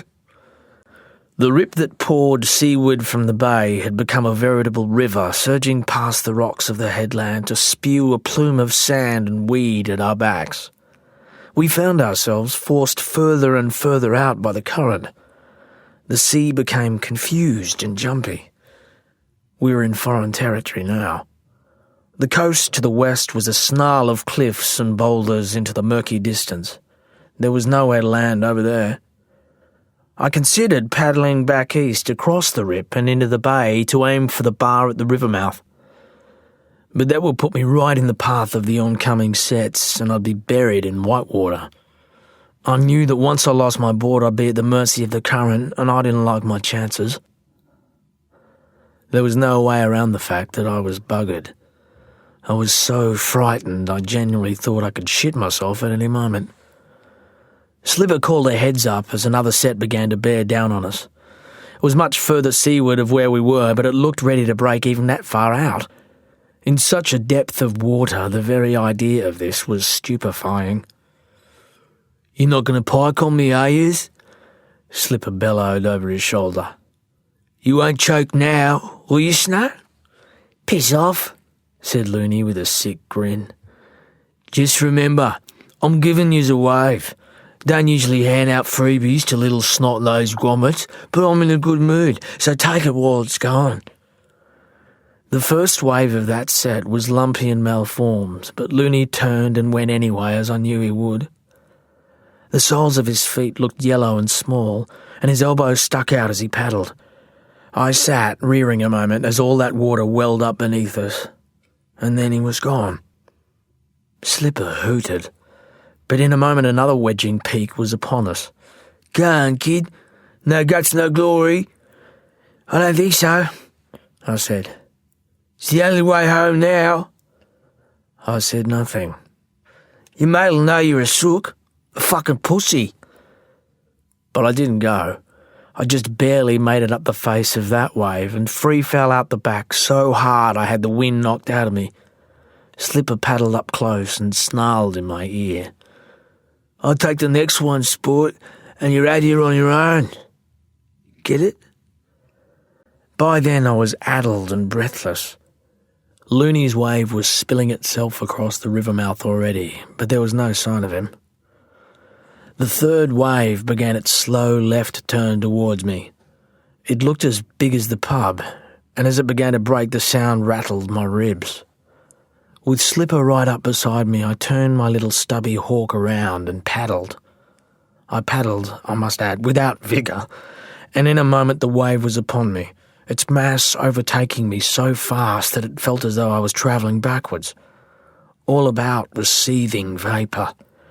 I hung right up in the boiling nest of foam at its very peak, suspended in noise and unbelief, before I began to fall out and down in a welter of blinding spray.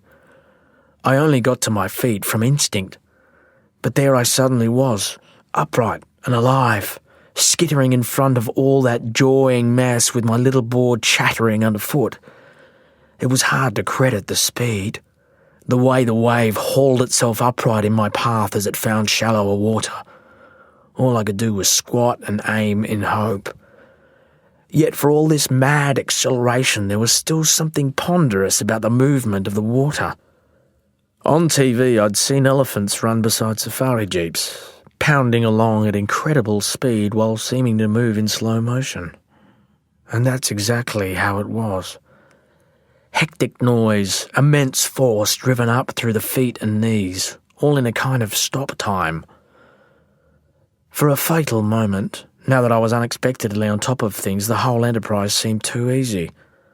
Within 3 seconds, I went from saving myself from certain disaster to believing I was a 13-year-old hellman. I never did see the great slab of water that cut me off at the knees. Looney said it came down behind like a landslip and simply flicked me away. I didn't even get time to draw a breath. I was abruptly in darkness, being poleaxed across the sandy bottom of the bay, holding onto the dregs in my lungs while the grit blasted through my hair and my limbs felt as though they would be wrenched from their sockets. When I burst back to the surface, my board was long gone.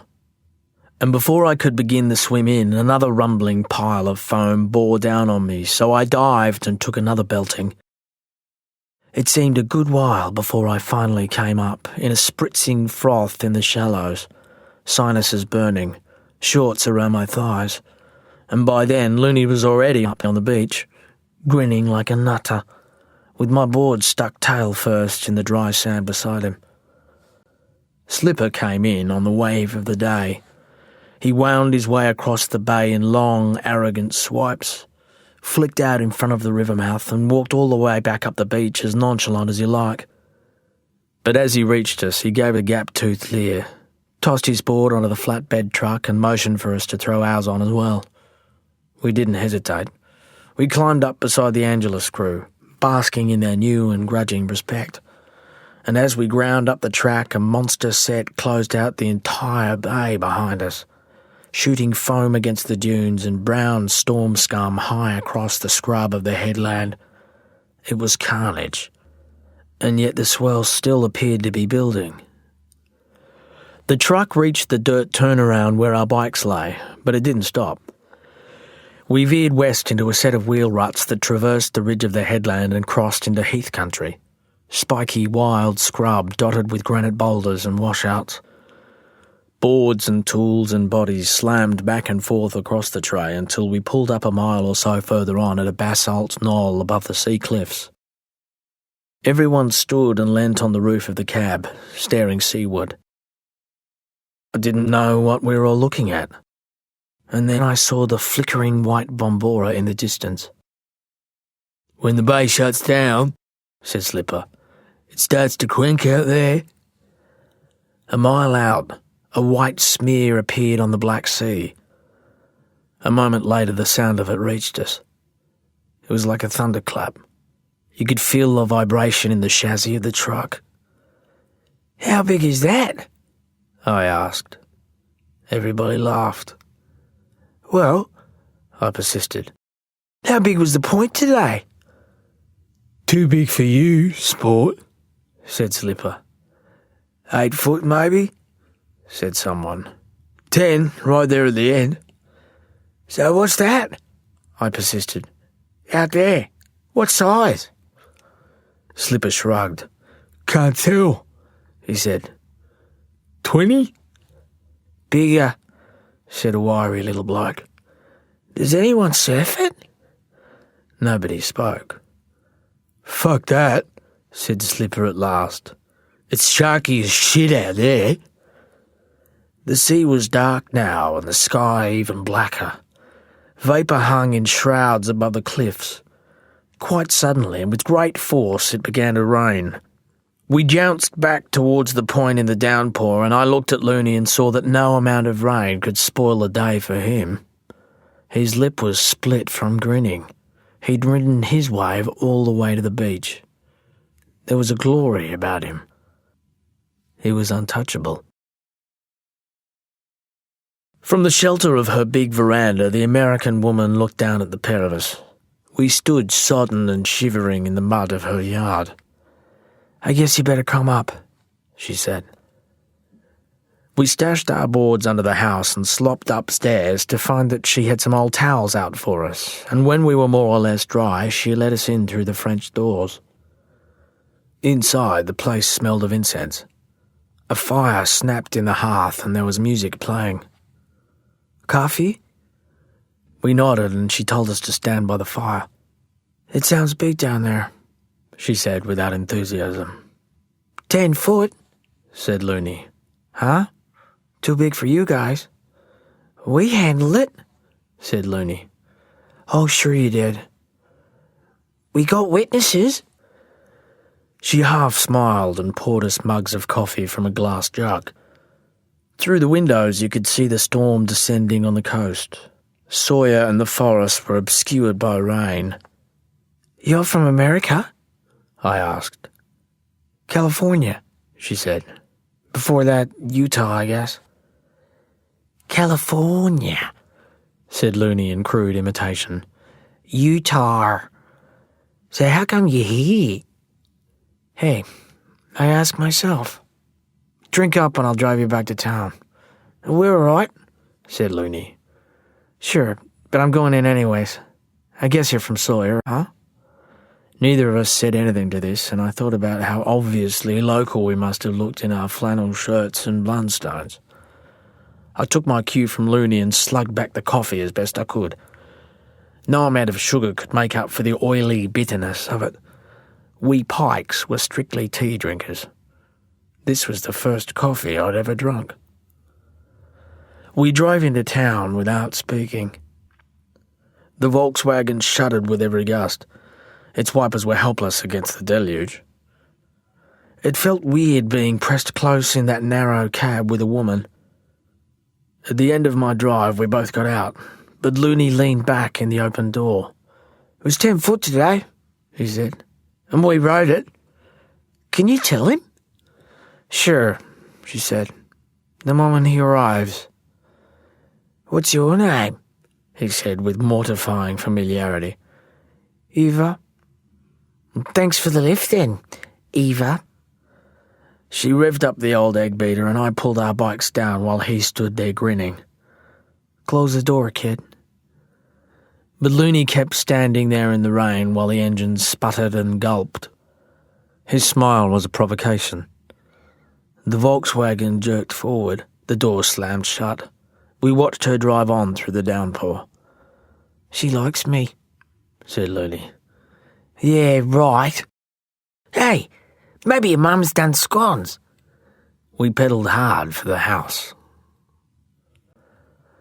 There was always a manic energy about Looney, some strange hot-wired spirit that made you laugh with shock. He hurled himself at the world. You could never second-guess him, and once he embarked upon something, there was no holding him back. Yet the same stuff you marvelled at could really wear you down. Some Mondays I was relieved to be back on the bus to school. Nothing would have made me own up to this at the time, but I actually liked being in school. There was a soothing dullness in the classroom, a calm in which part of me thrived. Could be it was the orderly home I grew up in, the safety of always knowing what came next. In any case, my experience of school was not at all like Looney's. For me, there was no constant locking of horns, no dangerous visibility. I liked books, the respite and privacy of them. Books about plants and the formation of ice, and the business of world wars. Whenever I sank into them, I felt free. If Looney wasn't around, I tended to go unnoticed, and I suppose that in earlier years this had made me lonely. But now, a bit of solitude was welcome. After school sometimes, if there was light enough, I walked up into the state forest to wander about alone. I knew that somewhere in there, near an old saw pit, the ag schoolboys had hell's own flying fox. Looney boasted of shots across the river through the swaying crowns of trees. He talked up the roar of the cable, the sensation of your arms almost coming out of their sockets. He was forever at me to go out with him before the rangers finally found where it was and cut it down. But I was leery of the ag school crowd, and in truth I preferred to be out in the forest alone. Whenever I went up through that timber country, I made sure to keep the fact from my parents. It was another deception that became routine. For they were like all the other old folks in town in that the forest made them as uneasy as the sea. Locals might venture out in gangs for felling, but no one seemed to like to go alone, and certainly not without a practical reason to be there. Nobody ever said they were scared, but that's all it was, and I could understand it, for there was stuff out there that creaked and thwacked and groaned. Any kind of breeze up in those carries and tingles made a roar that set the hair up on the back of your neck. You walked around in that crowded landscape and some part of your brain refused to accept the fact you were alone. I liked to wind my way up the ridges until soil was obscured by trees and not even the distant sea was visible. Then I'd plunge over into the back country where only the morning sun penetrated, and I never saw a soul. I came home at dusk with my ears ringing from the quiet. We rode out to the coast one sunny morning in spring and climbed the drive at the hippie house to get our boards, and saw that Sando was back. In those days we still didn't even know his name. He looked up from the board he was buffing across 2 sawhorses. He was bareback in the mild sun. He let the machine hang by its cord at his side. His dog charged across the clearing towards us. "Well," he said, "but isn't Heckle and Jekyll?" Eva limped out onto the veranda long enough to see who it was before going back in again. "You timed it perfect for a lift," he said, running his hand across the glossy gel coat of the new board. "Just going down to try this out." He turned the board over. It was small and disc-shaped with twin keels. He tinted it banana yellow. "Wax this up for me, will you? I'll be back in a minute."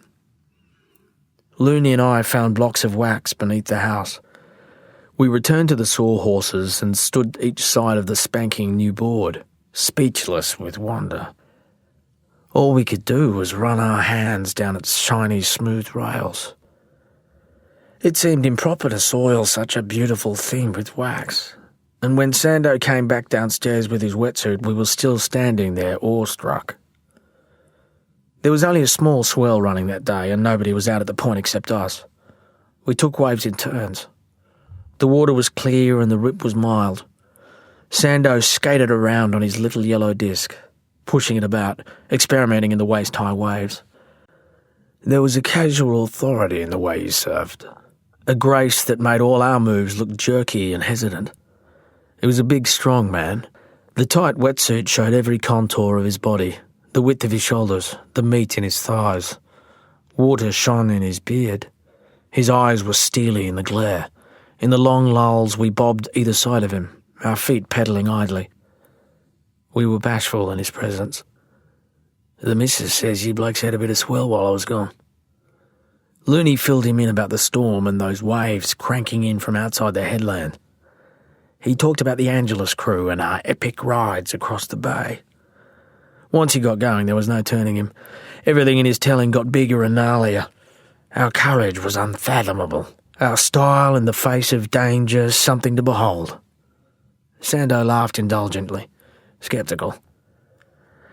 He said Looney talked a good game, and this only drove Looney on to telling him that we'd driven out along the ridges and cliffs to see the Bombora breaking.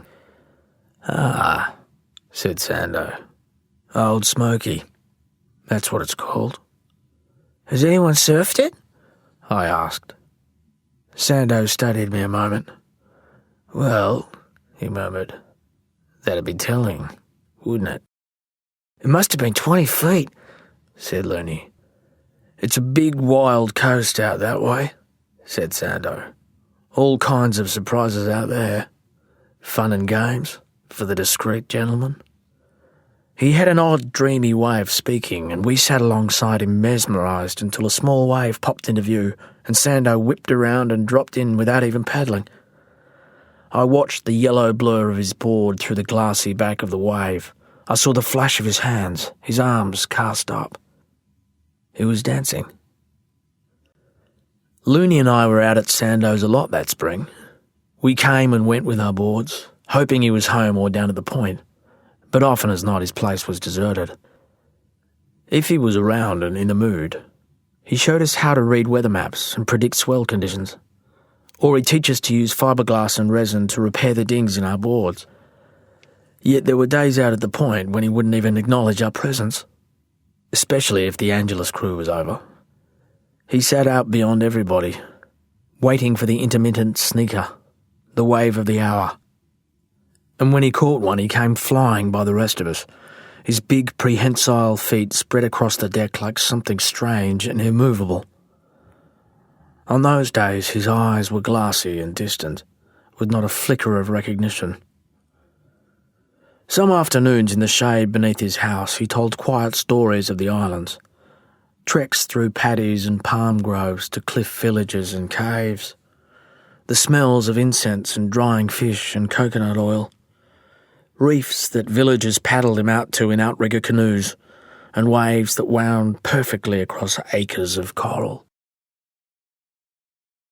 Sando made some boards for himself, planing them into shape out there in the yard, though now and then new boards were delivered to him wrapped in the cardboard of old fridge boxes and bound with gaffer tape. He wouldn't tell us what the deal was or who sent them, and on more than one occasion I slipped behind the shed where he stacked the packaging before he shredded it all for compost, and furtively scanned the senders' addresses in Perth, Sydney, San Francisco, and Maui. There was one from Peru, another one from Mauritius. Boards came and boards went. He rode some and others simply disappeared. In November we began to cut weeds for him and plugged holes in his drive with buckets of gravel. Sometimes he paid us, but mostly we were glad of the chance to be around him. Sando was quite unlike other men we knew. There were a couple of teachers I didn't mind, but you could never forget the fact that they were being paid to seem interested in you. Sando wasn't nearly so eager. He simply consented, when it suited him, to have us about the place. He was often aloof, and he could be fickle. At times there was a palpable restraint in his manner, a sense that he could say a good deal more than he did. Those rare times we were invited into the house proper, I noted the masks and carvings on the walls, the woven hangings and bone artefacts from places I could only guess at. The wall opposite the fireplace was loaded with books. Jack London, Conrad, Melville, Hans Haas, Cousteau, Lao Tzu, Carlos Castaneda. Abalone shells lay polished on a coffee table, and there were brass oil lamps, his didgeridoo, and the vertebra of a right whale like a big, pock-marked stool. In those early days, whenever Eva was around, Sando was formal with us, even a little circumspect. Eva was often tired and only seemed to tolerate our presence for his sake. The few times I considered her for more than a moment, she struck me as a brooder, an unhappy soul. I caught the faces she made at callow things we said. She could give the most neutral turn of phrase a sarcastic edge, so I did my best to avoid her. All my attention was on Sando anyway. I loved being around that huge, bearded, coiled-up presence. His body was a map of where he'd been. He had great bumps on his knees and feet from old-school surfing. His forearms were pulpy with reef scars, and years of sun had bleached his hair and beard. He was, for us, a delicious enigma. He never quite did what we might expect him to do, and there wasn't a man in Sawyer or Angelus in his league. During the last good swell of the season, on a Saturday at the Point, when the Angelus crew was over and Looney and I were out trading waves with them at the very end of the headland, taking drops so steep that our guts rose to the back of our throats, Sando turned up on the beach without a board, pulled on a pair of fins and swam out in his Speedos to body surf the biggest sets of the day. He never even nodded in our direction.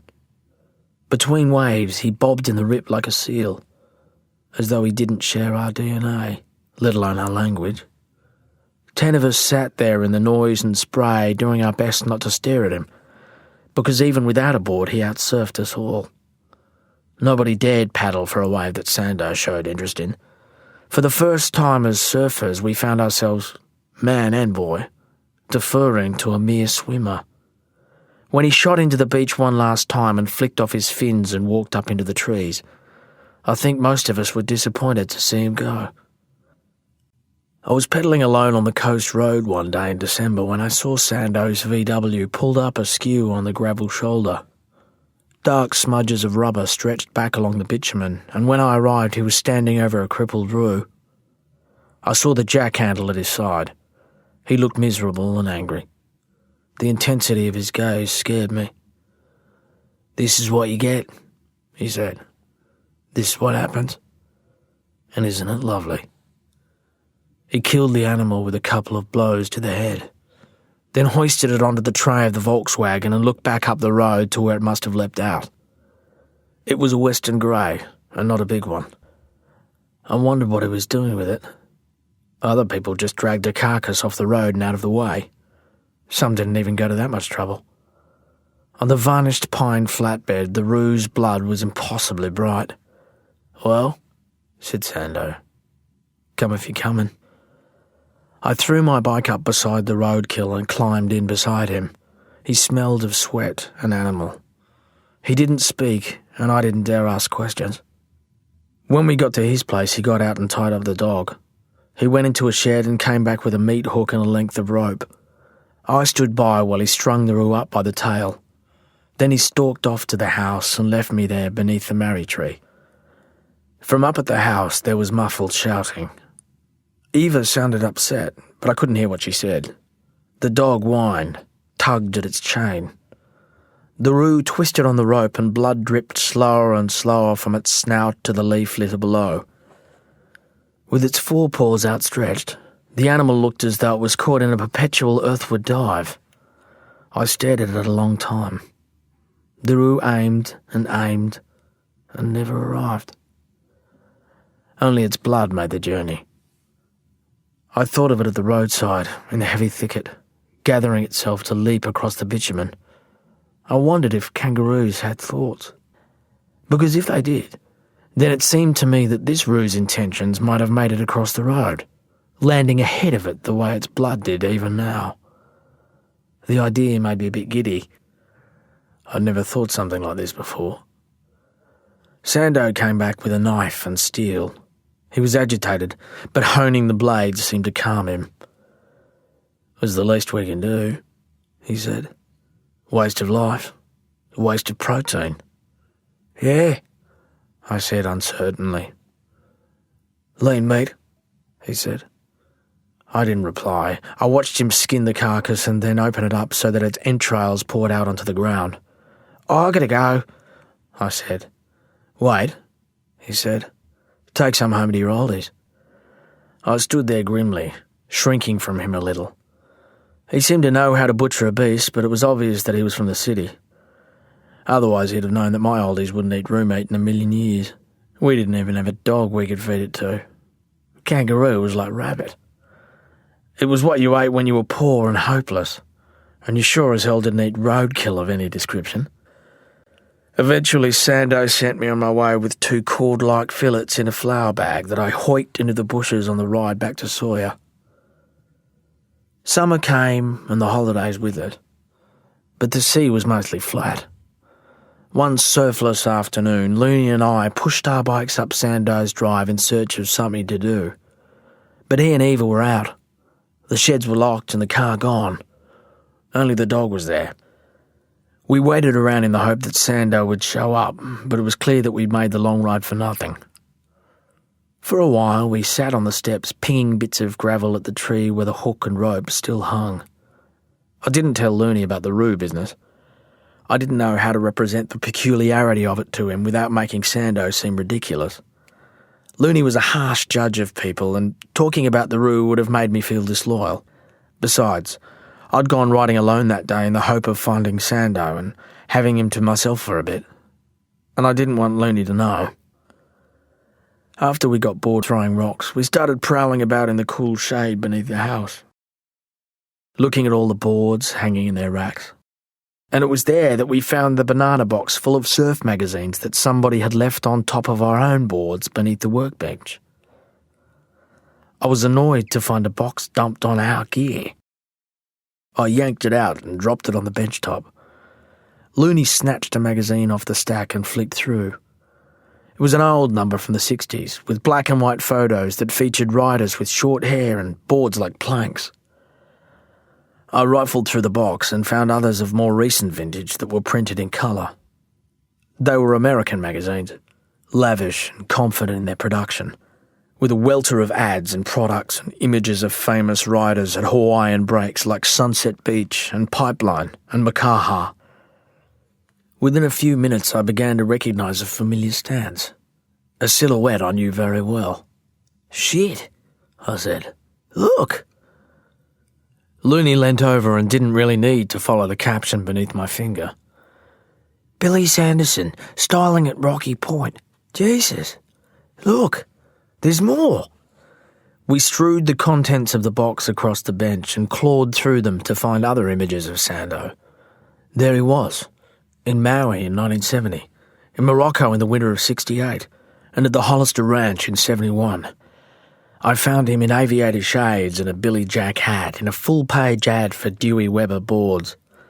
There was even an old picture of him as a jug-eared kid in sand shoes, nose riding a longboard with his back arched and his arm and head thrown back like a matador. The Urchin and the Urchins, Australia's Bill Sanderson, Spiny Reef. For an hour and more, Looney and I tried to piece together a story from all these disparate captions and photos.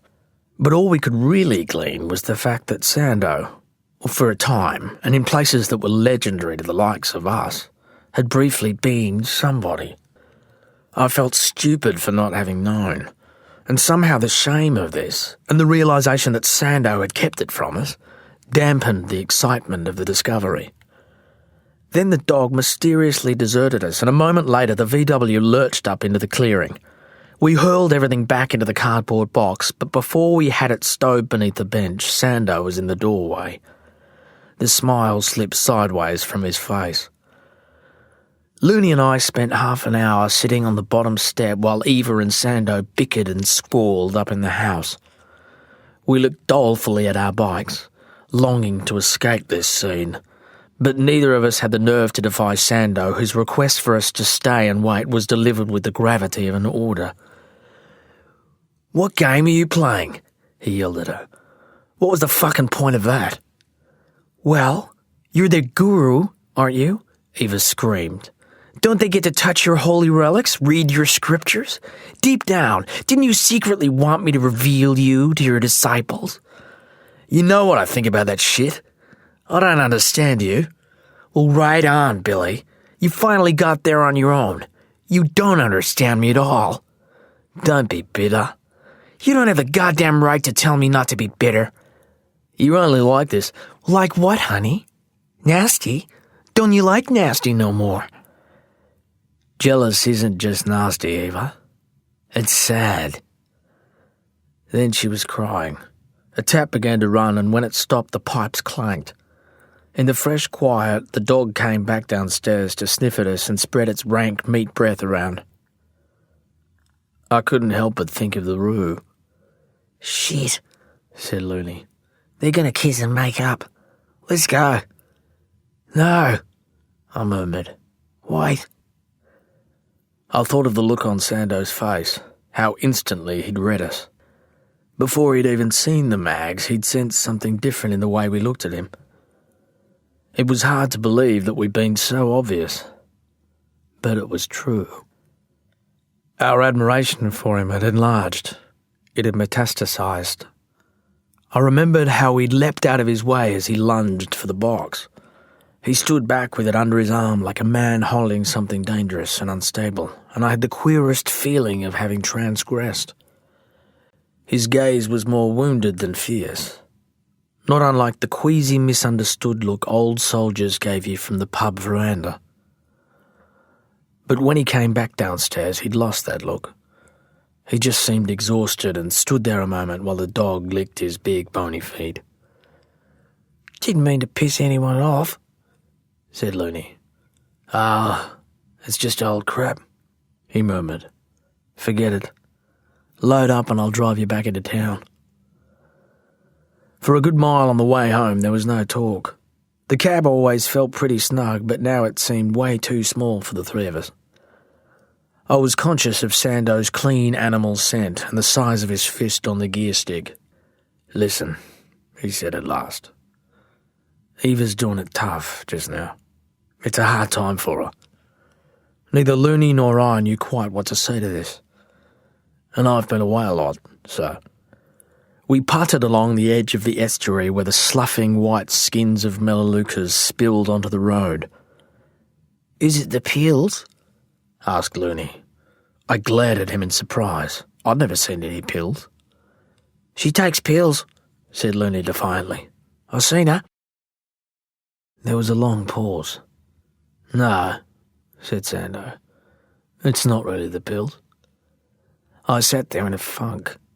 Looney hadn't even told me. "She's always bloody cranky," said Looney. "I just figured it was them, that's all." "Just shut up," I hissed. "It's none of our business." "And it's not what you think, anyway," said Sando. Looney shrugged. The gesture was defiant, so emphatic in that tight space it hoisted my shirt an inch. He was sullen the rest of the way back, and when it became clear that he was being dropped off first, his mood darkened further. Outside the pub, he got down, pulled his bike off the tray and wheeled it away without a word. "The mags," I said to Sando. "They were just there, on our boards." "All in the past, mate. No worries." How badly I wanted to say something about the photos then. Just a gesture of esteem. But it was clear this wouldn't be welcome. There was something about Sando that wasn't settled. He wasn't fixed like my father. And intrigued as I was, I found this aspect of him confusing to the point of anxiety. It was as though he wasn't quite as old as he looked, as if he hadn't yet finished with himself. "Tell Looney not to be too uptight about the pills," he said. "They're just painkillers." "We can leave our boards somewhere else," I offered. "Nah, it's cool. Really." "Okay," I said, unconvinced. "And listen, there's a little spurt of swell coming. Day after tomorrow. If it's blowing offshore, get up early." "Early?" "Sparrow fart.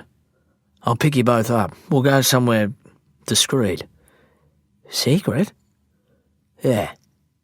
I think you're ready." We trundled on up to my place and I climbed down and grabbed my bike.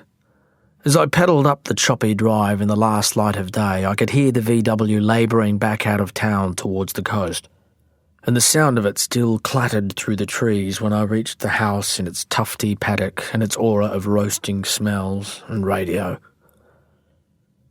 The next day, Looney and I had a job pulling down a shed behind the butcher's, and while we twisted out nails with pinch bars and claw hammers, I tried to engage him in speculation about Eva and Sando.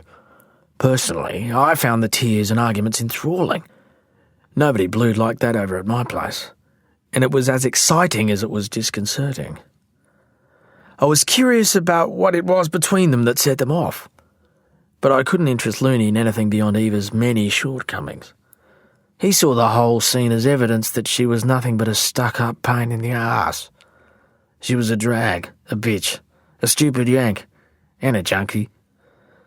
Painkiller's my ass, he said. But what about that limp? There's something wrong with her. Yeah, she's a whinging female. Still, I said, you notice how she always wears jeans? You reckon people still get polio in America? Jesus, who cares? I wish she'd go back there. She's not that bad. You saw those mags? He was famous, mate. And maybe if it wasn't for her, he still would be. Chicks, Pikelet, they drag you down. I thought you fancied her, I ventured.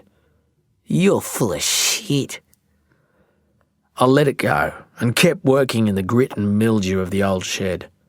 I knew I was on dangerous ground here with Looney, yet his bluster made me smile because I'd seen him look at her. All those sidelong glances, the way he took in the heavy swing of her braid and the solid curve of her breast. But since the day she drove us back in the rain, his dislike had been implacable. It was as if his contempt for her fueled his devotion to Sando. For in Looney's mind, Eva would always be the millstone around our hero's neck. Her smooth American skin and blue eyes seemed to enrage him. He hated her acerbic talk and slanting mouth. She was in his way. She always stood between him and Sando, and she knew it, and came to enjoy the fact. Eva was right about Sando and us. The box of magazines had surely been some sort of provocation. One of many things that were never really explained. Later I wondered if she'd done it to make him see what was developing between him and two boys less than half his age, to give him pause. I can't pretend to know what effect the gesture had on Sando, or how they settled it between them, if they ever did at all, but I know that those photos only served to increase our awe of him. Years on, I had time enough and cause to wonder if she really had other, murkier motives, thoughts she didn't admit to or yet understand. Sando pulled up at dawn with the dinghy attached to the Volksy. It was the first Saturday of the new year. So began what he called our appointments with the undisclosed. We were, he said in a slightly thespian manner, gentlemen in search of a discreet location. And we understood, without his having to say a word, that we were also now a secret society of three. He drove us west through miles and miles of forest. Morning light fell across the road in webs, and in time we came to a small, unfamiliar bridge where Sando swung off onto a side track which led to the bank of a deep creek. Nonplussed as we were, Looney and I did what we were told and helped guide the trailer and dinghy to the water's edge. The boat was loaded with fuel and 3 boards, much longer and narrower than our own. When our eyes met across the gunnels, Looney broke into his split-lip grin. We wound down the creek through a tunnel of overhanging trees until it met a broad estuary whose shores were densely timbered. There were no huts or jetties here, nothing to suggest that people came by at all, and it was obvious that none of this country had ever been logged. The landscape looked primeval. Sando throttled up and sent us charging across the shallow inlet. When I glanced back at him in the stern, clinging to the tiller with the wind furrowing his hair and beard, his smile was cryptic, even sly. At the plugged mouth of the river, the estuary narrowed to a little cul-de-sac between high marble dunes, and on the seaward side there was a high bar like the one at Sawyer Point. When Sando killed the motor, we heard the rumble of surf, but we couldn't yet see the ocean. Where are we? Asked Looney. This is Barney's, said Sando, already reaching for his wetsuit. This whole stretch of coast sticks out further south than anywhere, so it picks up every bit of swell. How come the name? I asked. 'Cause Barney lives here, he said with that fey grin. Looney and I both looked about. There was still no sign of habitation. No footprints in the sand. Not even a vehicle track in the hills beyond. "Only fair to tell you," said Sando. "Lives where?" said Looney scornfully. Sando cocked his head seaward and stood up in the boat to pull on his suit. He stepped out and we followed his lead. We helped pull the dinghy onto the sand, then took up the boards he assigned us and followed him up onto the buttress of the bar where we finally saw the long sweep of the bay. "Oh, man," said Looney. "Far out." I stared at the clean blue walls of swell fanning down the empty beach. Each wave broke about 200 yards out, at an angle to the shore, and peeled evenly east across the sandbanks into the tiny distance. I couldn't believe how long the wave was, and as if reading my thoughts, Sando explained that it was best to walk back up the beach after each ride. There was not a human mark on the beach, only wheeling birds, sea spray, and the white noise of falling water. "And what about Barney?" I asked with a misplaced grin, assuming that I was up with the joke. "He's not hungry all the time," said Sando, "which improves the odds." "Fuck," said Looney. "Tell me it's not a shark." "Okay, it's not a shark." Looney gave out a wheezy laugh of relief, and I laughed along with him. "Well," said Sando, "not your average shark, put it that way." The laughter died in our throats. "It's not that big a deal. I've been coming here for years and look at me. Still got all my fingers and toes." "But you've seen it?" I croaked. "Oh yeah, 5, 6 times." "And what kind of bloody shark is this?" said Looney hotly. "Like I said, not your average Noah." "Stop pissing about and just say it," said Looney. "He's a white pointer, mate. The great white hunter." "Fuck! Fucking fuck!" "Now you can shit yourself all you want. Pads down, son. Knock yourself out." Sando and Looney stood there, staring each other down. You just didn't call Looney out like that. I knew he wouldn't take a backward step now, not for man nor boy. I shrank back, feeling like the bird-chested kid that I was, and waited for something to blow. "How big is this thing?" I asked, as if it made a ghost of a difference. Maybe 14 foot," said Sando genially enough. He still had Looney in a steely glare. "It's hard to tell, Pikelet. Got a big owl head, though, and a grin like Richard fucking Nixon." "So," I was desperate for diversion now, "why is he called Barney?"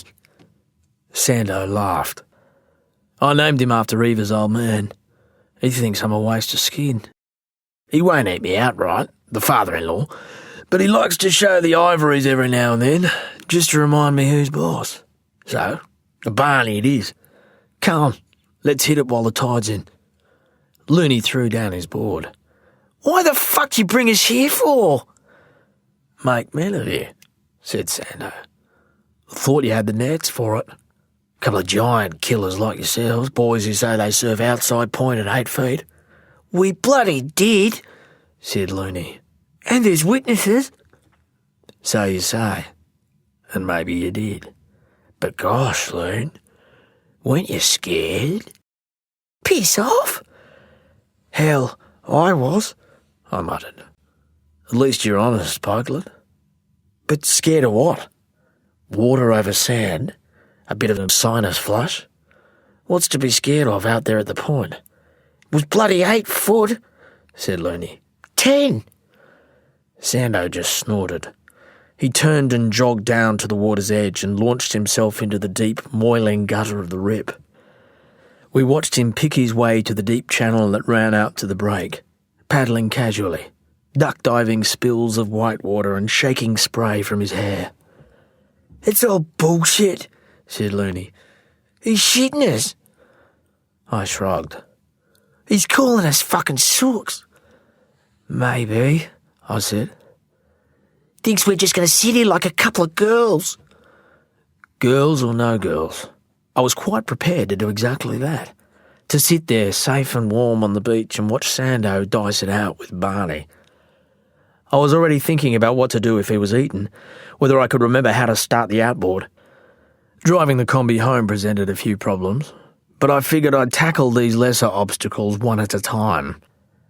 But before I could get anything straight in my mind, Looney took up his board with a strangled, angry cry and ran down to the water. A few moments later, hapless and terrified, I followed him. That's how we surfed Barney's the first time, with Looney taking on every wave enraged, and me just trailing along, dry-mouthed and shaky, until the exhilaration of the rides themselves inoculated us both against the worst of our fear. The wave at Barney's wasn't huge, but it was long and perfect, blue, pure, and empty. It was like something from a magazine, and we were in it.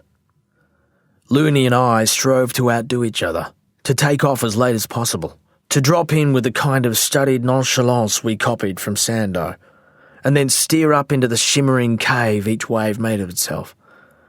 Inside those waves, our voices bounced back at us, deeper and larger for all the noise, like the voices of men. We felt stronger, older. We came howling from the gullet of wave upon wave and stopped believing in the shark altogether. It was a landmark day. We surfed Barney's for months with Sando before the secret got out. Some nosy crew from Angeles followed us in, saw the tyre tracks and found the parked VW and the trailer. But even when they showed up, more surfers watched from the beach than actually paddled out. Especially after the spring morning when Barney surfaced like a sub in the channel, rolled over beside Looney and fixed him with one terrible black eye before sliding away again. "That eye," said Looney, "was like a fucking hole in the universe." It was as close as he got to poetry. I envied him the moment and the story that went with it. Heading home from that first day at Barney's, bone sore and lit up, we relived the morning wave by wave, shoring it up against our own disbelief.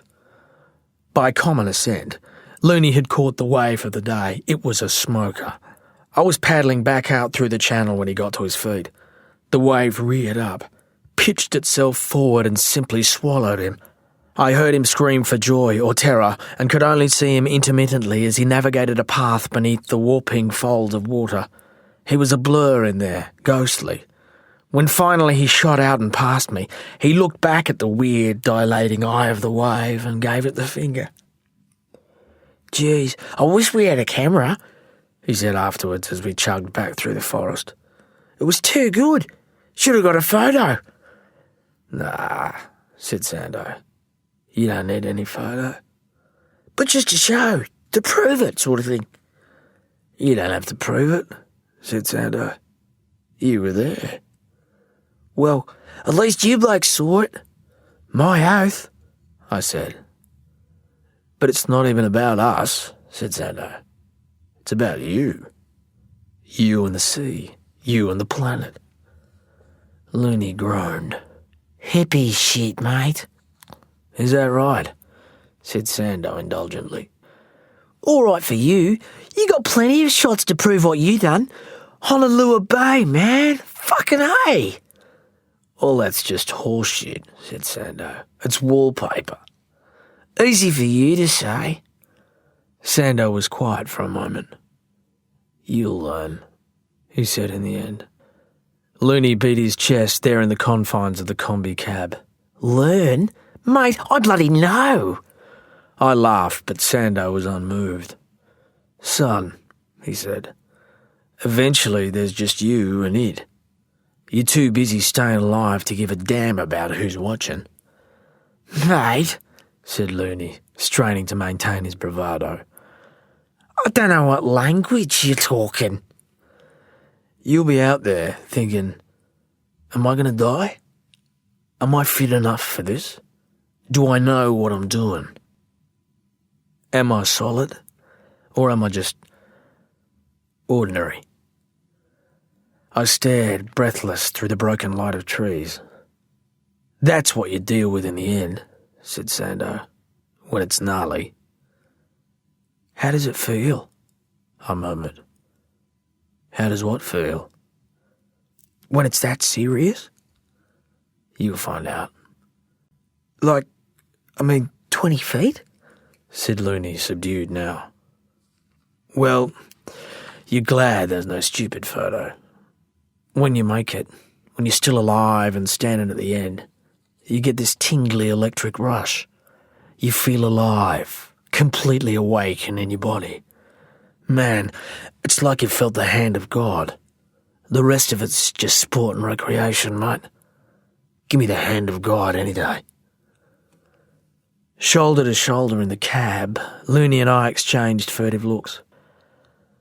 There was something of the classroom about Sando, the stink of chalk on him when he got going. But my mind was racing. I'd already begun to pose those questions to myself and feel the undertow of their logic. Was I serious? Could I do something gnarly? Or was I just ordinary? I'll bet my life that despite his scorn, Looney was doing likewise. We didn't know it yet, but we'd already imagined ourselves into a different life, another society, a state for which no raw boy has either words or experience to describe. Our minds had already gone out to meet it, and we'd left the ordinary in our wake. I did my share of whining when the new school year began, but in truth, I didn't really mind going back.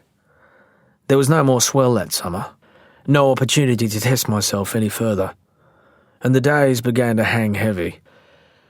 Within a week of the term commencing, I rediscovered the aisles and recesses of the Angelus School Library.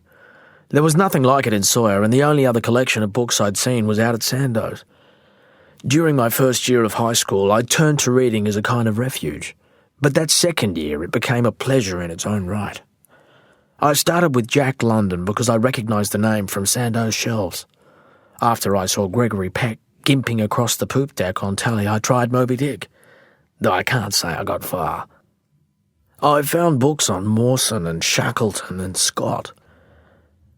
I read accounts of Amundsen's race south against the English and the ruthlessness that made all the difference. I tried to imagine the Norwegian eating the very dogs that hauled him to the pole.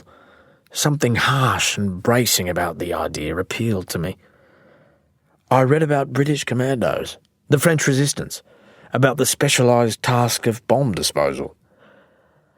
I found Cousteau, and then mariner authors who recreated the voyages of the ancients in craft of leather and bamboo. I read about Houdini, and men who had themselves shot from cannons or tipped in barrels over Niagara Falls. I fed on lives that were not at all ordinary, about men who in normal domestic circumstances might be viewed as strange, reckless, unbalanced. When I failed to get more than 16 pages into the 7 Pillars of Wisdom, I thought the failure was mine. It was there in the stacks that I met the girl who decided without consultation that I was her boyfriend. She was a farm girl from further out east, and she boarded at the dreaded hostel. Like me, she came to the library to escape, but she was already bookish. Her name was Queenie. She was handsome and wheat-haired, with the slightly intimidating shoulders of a competitive swimmer. And there was plenty about it to like, yet I suspect I only really liked her because she liked me first. Although I did very little to encourage such baffling interest, I somehow got used to it, and even came to expect it. She slagged off at my books of manly daring-do, while I razzed her for her taste in stories about crippled girls overcoming cruel odds with the aid of improbably gifted animals. At lunchtimes we didn't hang out, so much as maintain a steady orbit in the library, and even if we didn't have much to say, we were never far away from one another. About a month into term, when the class had decided, as these things went in those days, that Queenie and I were an official couple, 2 army cadets from the year ahead of us made the general announcement, at full military volume, to the entire non-fiction section of the library, that Queenie Cookson had great tits. Whereupon the poor kid bolted to the toilet, leaving me in the care of a book about Helen Keller. I felt my face go hot, from recognition rather than shame. For those pillocks were, in their brutal way, completely correct about something I'd barely noticed. Yes, Queenie Cookson did have great tits, and this was news confounding enough in itself.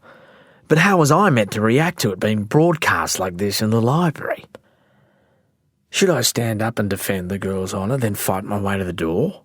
Or kick back and leer in the reflected glory? Neither was really my style. I just sat there, blushing, while it slowly became evident that Queenie wouldn't be back soon.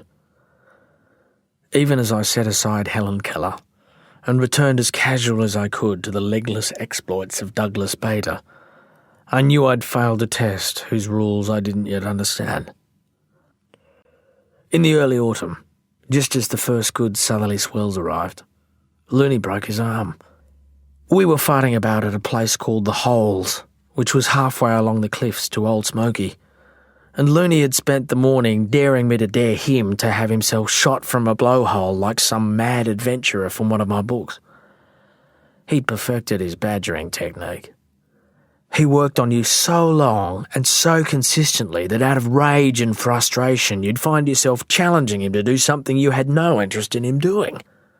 Moreover, you ended up daring him with a passion that was, by this late stage, real enough to cause him genuine offence, and so his indignation spurred him on to be even more stupid and dangerous than he intended. Having yourself blasted from a blowhole is more silly than perilous, and ours was a pretty naff effort. Thankfully, there weren't openings out there large enough for Looney to climb right into. He had to settle for sitting across a foot-wide aperture to see what happened. All along that basalt shelf above the sea, the blowhole sucked and gurgled around us, and each time a wave slammed in at the base of the cliffs there was an ominous lull before every crack and hole began to moan. When a good set hit the underbelly of the cliff, the sudden blasts of spume could set you back in your tracks. The vapour had a nightmare stink.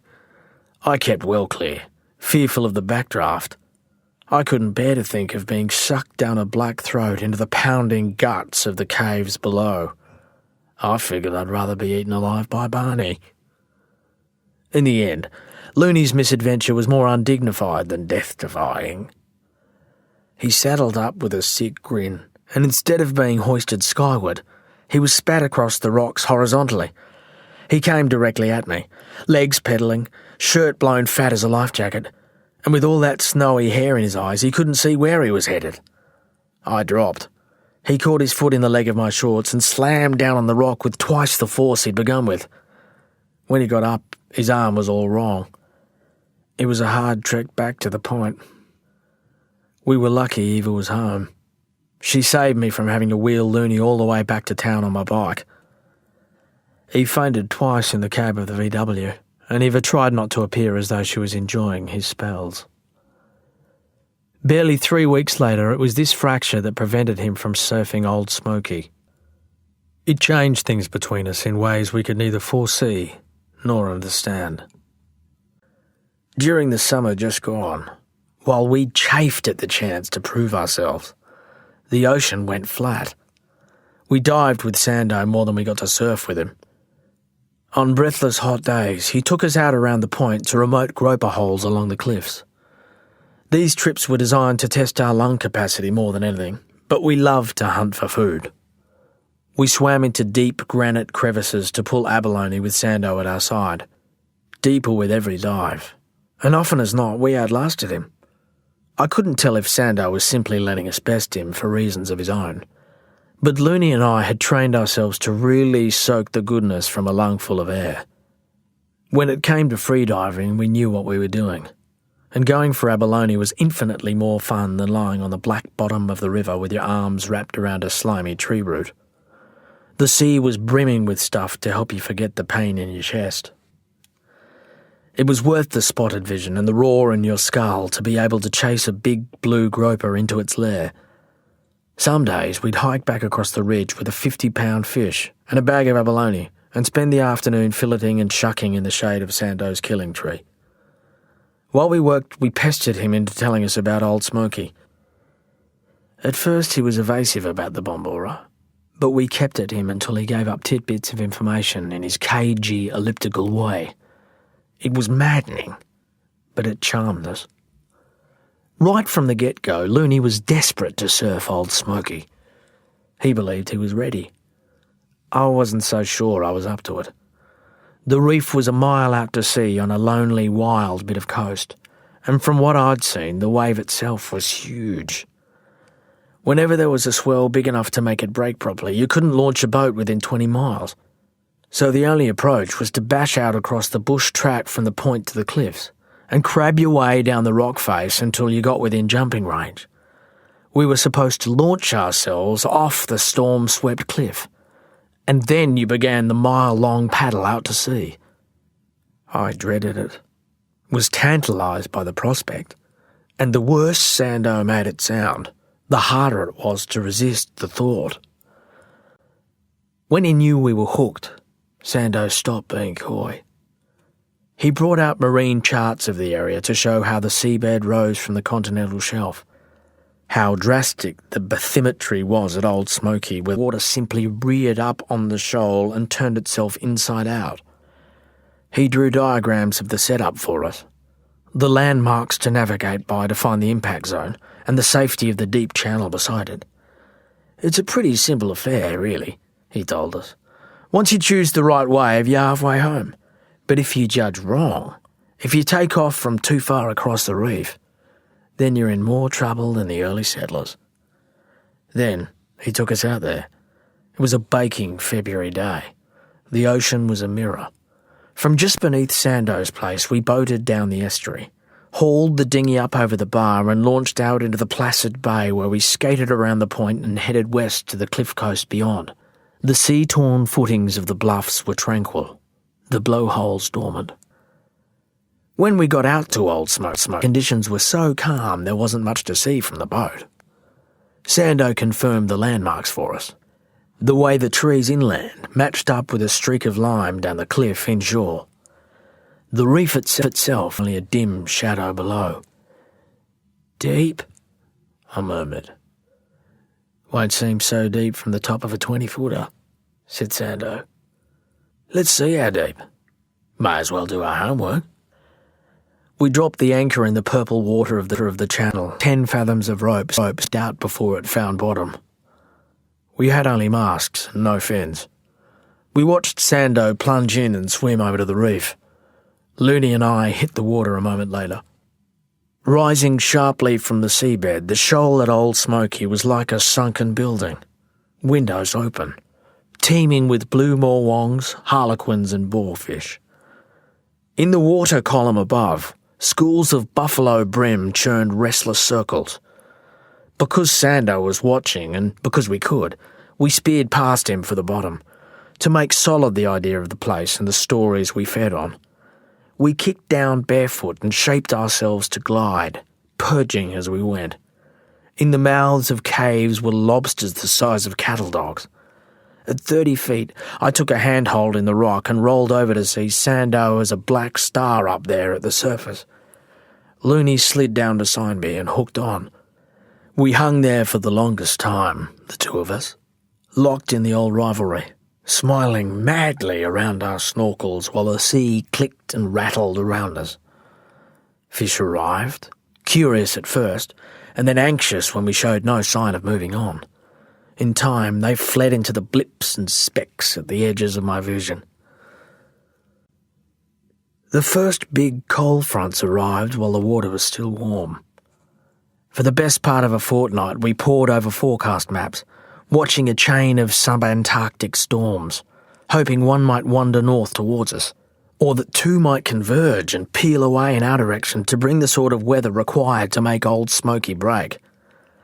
Sando told us that the best of the groundswell would arrive before the storm fronts themselves, that waves were little more than lines of energy from events beyond the horizon.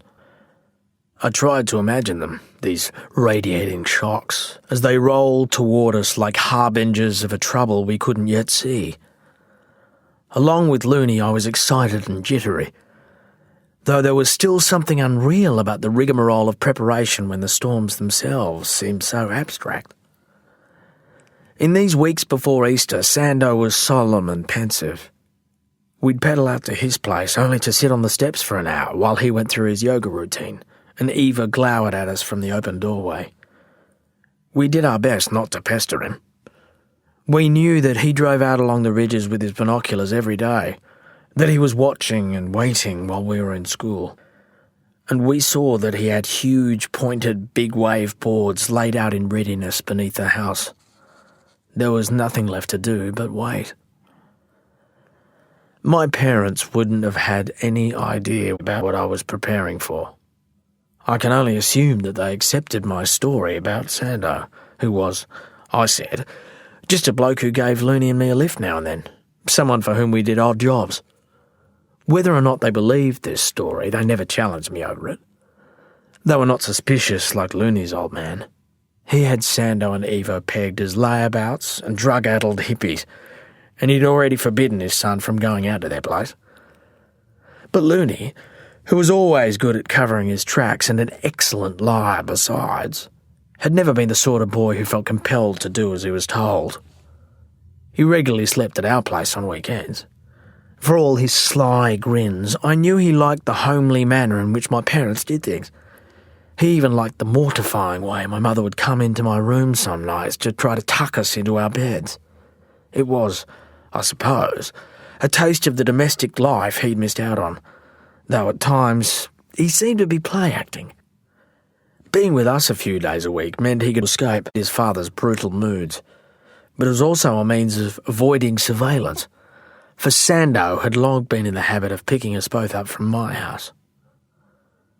Had my parents known what Sando was actually getting me into, I doubt they would have been so trusting.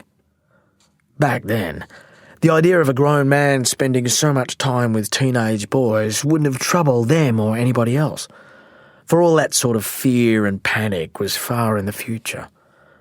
But knowing that he was training us to go to sea to leap from the cliffs in a storm swell and put ourselves in harm's way would have been something else entirely.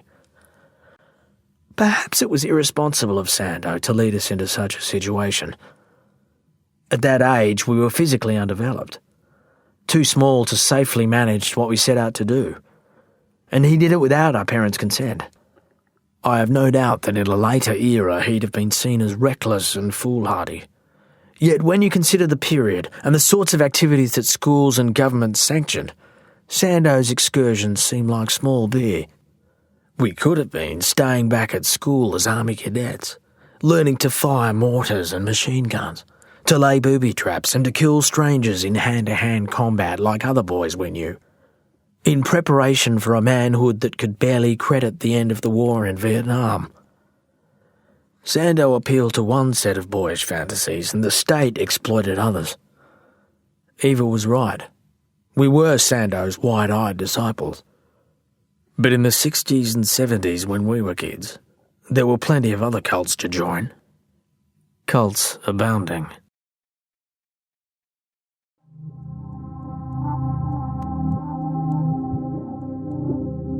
This is the end of CD2. The book continues on CD3.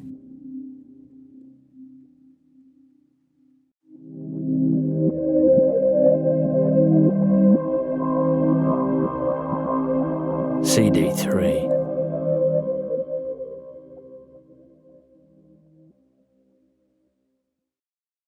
As it happened, Sando came for us while Looney's arm was still in plaster.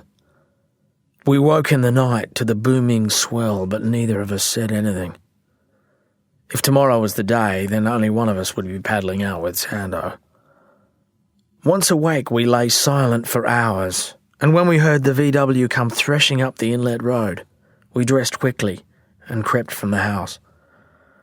But at the end of the boggy drive where the combi sputtered and chugged, Looney veered off into the dark street. "What's he up to?"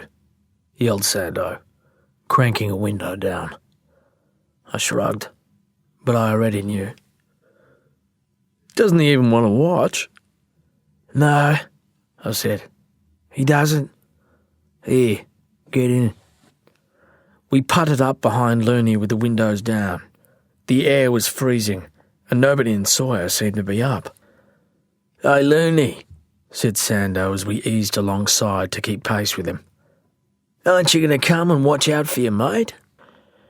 "What for?" said Looney. "Spoil your secret hippie moment?" "Don't be a dickhead. Come on, watch and learn." "Oh, no fucking worries. I'd love that." "At least you could show your mate a bit of support." "What for?" "He's chicken." "Jesus, son, don't be an asshole." "Fuck off, coach." Sando gave a bitter, disappointed laugh, but Looney kept walking. I thought Sando might persist a little, cajole him, but he wound the window up and pulled away. At first I was stunned, but after a few moments the humiliation of it sank in. Looney was right. He knew I wasn't up to it. Still, I couldn't believe he'd come out and say it like that, in front of Sando. I craned back for a glimpse of his white hair, but he was gone in the gloom. There were 3 boards strapped to the rear tray. They were brewers. Huge, beautiful things. 3 of them, as though Sando had brought an extra as a gesture for Looney's sake. "I am chicken," I said. "Oh, fuck," said Sando. "Everyone's chicken. That's why we do this silly shit." "You reckon?" "Yeah. To face it down, mate. To feel it, eat it, and shit it out with a big hallelujah." He laughed. And I laughed because he did, to hide my fear. When we hauled up past the point, the bay was awash with foam and shrouded with vapour. The surge of the shore break overran the ramparts of the bar and spewed into the estuary. The ocean sounded like a battlefield. The unceasing roar was audible even above the sound of the Volkswagen. Sando nursed the vehicle up the tracks and out to the last ridge. It was slow going, but I wasn't in a hurry. When he switched the engine off, the noise of the sea was frightening. He took up the binoculars while I peered southward through the dawn light. Beyond the turmoil at the base of the cliffs, the ocean was strangely smooth. There was still a faint offshore breeze at our backs, meaning the storms themselves were still a day away. The first sun gave the water a benign sheen, and for a few minutes there was nothing much to see. Little enough for a swoon of relief to course through me. I was, I thought, off the hook. And then a mile out I saw the sudden white flare. A plume of spray lifted off the bommy like the dust kicked up by a convoy of log trucks, and after a second's delay the sound of it reached us. Now that was a noise to snap a boy out of his dreamy sense of well-being. "Well, Pikelet," said Sando, "looks like we'll get wet this morning." I could barely carry that yellow brewer. It was 10 feet long and wouldn't fit under my skinny arm, so I balanced it on my head the way the old-timers did in the days of balsa boards and gidget and D fins. The heath around us was filled with peppery smells and alive with the nip and dash of honey-eaters. We hiked west to where all the boulders were whiskered with lichen. I followed Sando. We didn't say much. I watched the muscles flex in his bare back. The wetsuit was shucked down to his waist and its neoprene arms flapped against his thighs. It was a half-hour walk. I was so troubled about Looney that for whole minutes at a time I forgot to be afraid. Had it been me with the busted arm, I'd have come to watch. Out of gratitude for the let-off as much as from comradely feeling. And I certainly wouldn't have gone around calling anyone a chicken. Nobody. Not friend nor foe. I wasn't old enough then to know that you only call someone a coward from safe ground, fortified by the certainty of your own courage, or by your deluded faith in it. But Looney always had absolute self-assurance. There have been times since when I've thought of him as an endless and rather aimless reservoir of physical bravery, and that this defining characteristic distorted him somehow, keeping him from subtler feelings. In middle age, I look back on Looney with sad wonder. He was real enough. but less of a friend than I'd imagined, and perhaps that morning marked the beginning of my disaffection. For although I was in awe of him, I hated him for saying what he said. Yet maybe I owed him a debt that day. For the longer I brooded on his outburst, hiking along the cliff tops in Sando's wake, the angrier I got. It was this fury and little else that hardened my resolve and kept me from running away. We picked our way down a scrubby, windswept slope where sea mist rose in our faces, and at a steep cliff we passed the boards down in stages until finally we stood on a tongue of rock above a surging gap. We shoved our sneakers into clefts above us, and all the time Sando spoke to me quietly, like a horsebreaker. Between incoming waves, the gully beneath us emptied out to reveal a hanging garden of kelp and limpets. When the water returned, it surged green to just below where we stood. Now and then a wave sprawled right up the rock to explode in a mess of foam. "Getting off's the easy part," said Sando. "Coming back in, you'll have to concentrate. Time the surge and pick the biggest. Come in on the back of it. If you don't make it all the way up here, you'll be stuck halfway, and the next wave will splatter you against the cliff. You got to be patient, Pikelet. If it takes half an hour, that's what it takes. You hear?" I nodded. My right leg shook. It felt unconnected to the rest of my body. The size of the waves, the length of the paddle, the monumental shadow of the cliff. Everything was beyond imagining. I watched Sando shrug into the top half of his wetsuit and take up his big orange brewer. He pinched my cheek and grinned. The sun shone in his beard and in his eyes, and his teeth were strong and white. "You still want to do this?" I no longer trusted myself to speak. I just took up my board beside him and stood shivering in my shorts. "Shit," he said as a great green glut of water poured up at our feet. "I wonder what the ordinary people are doing today."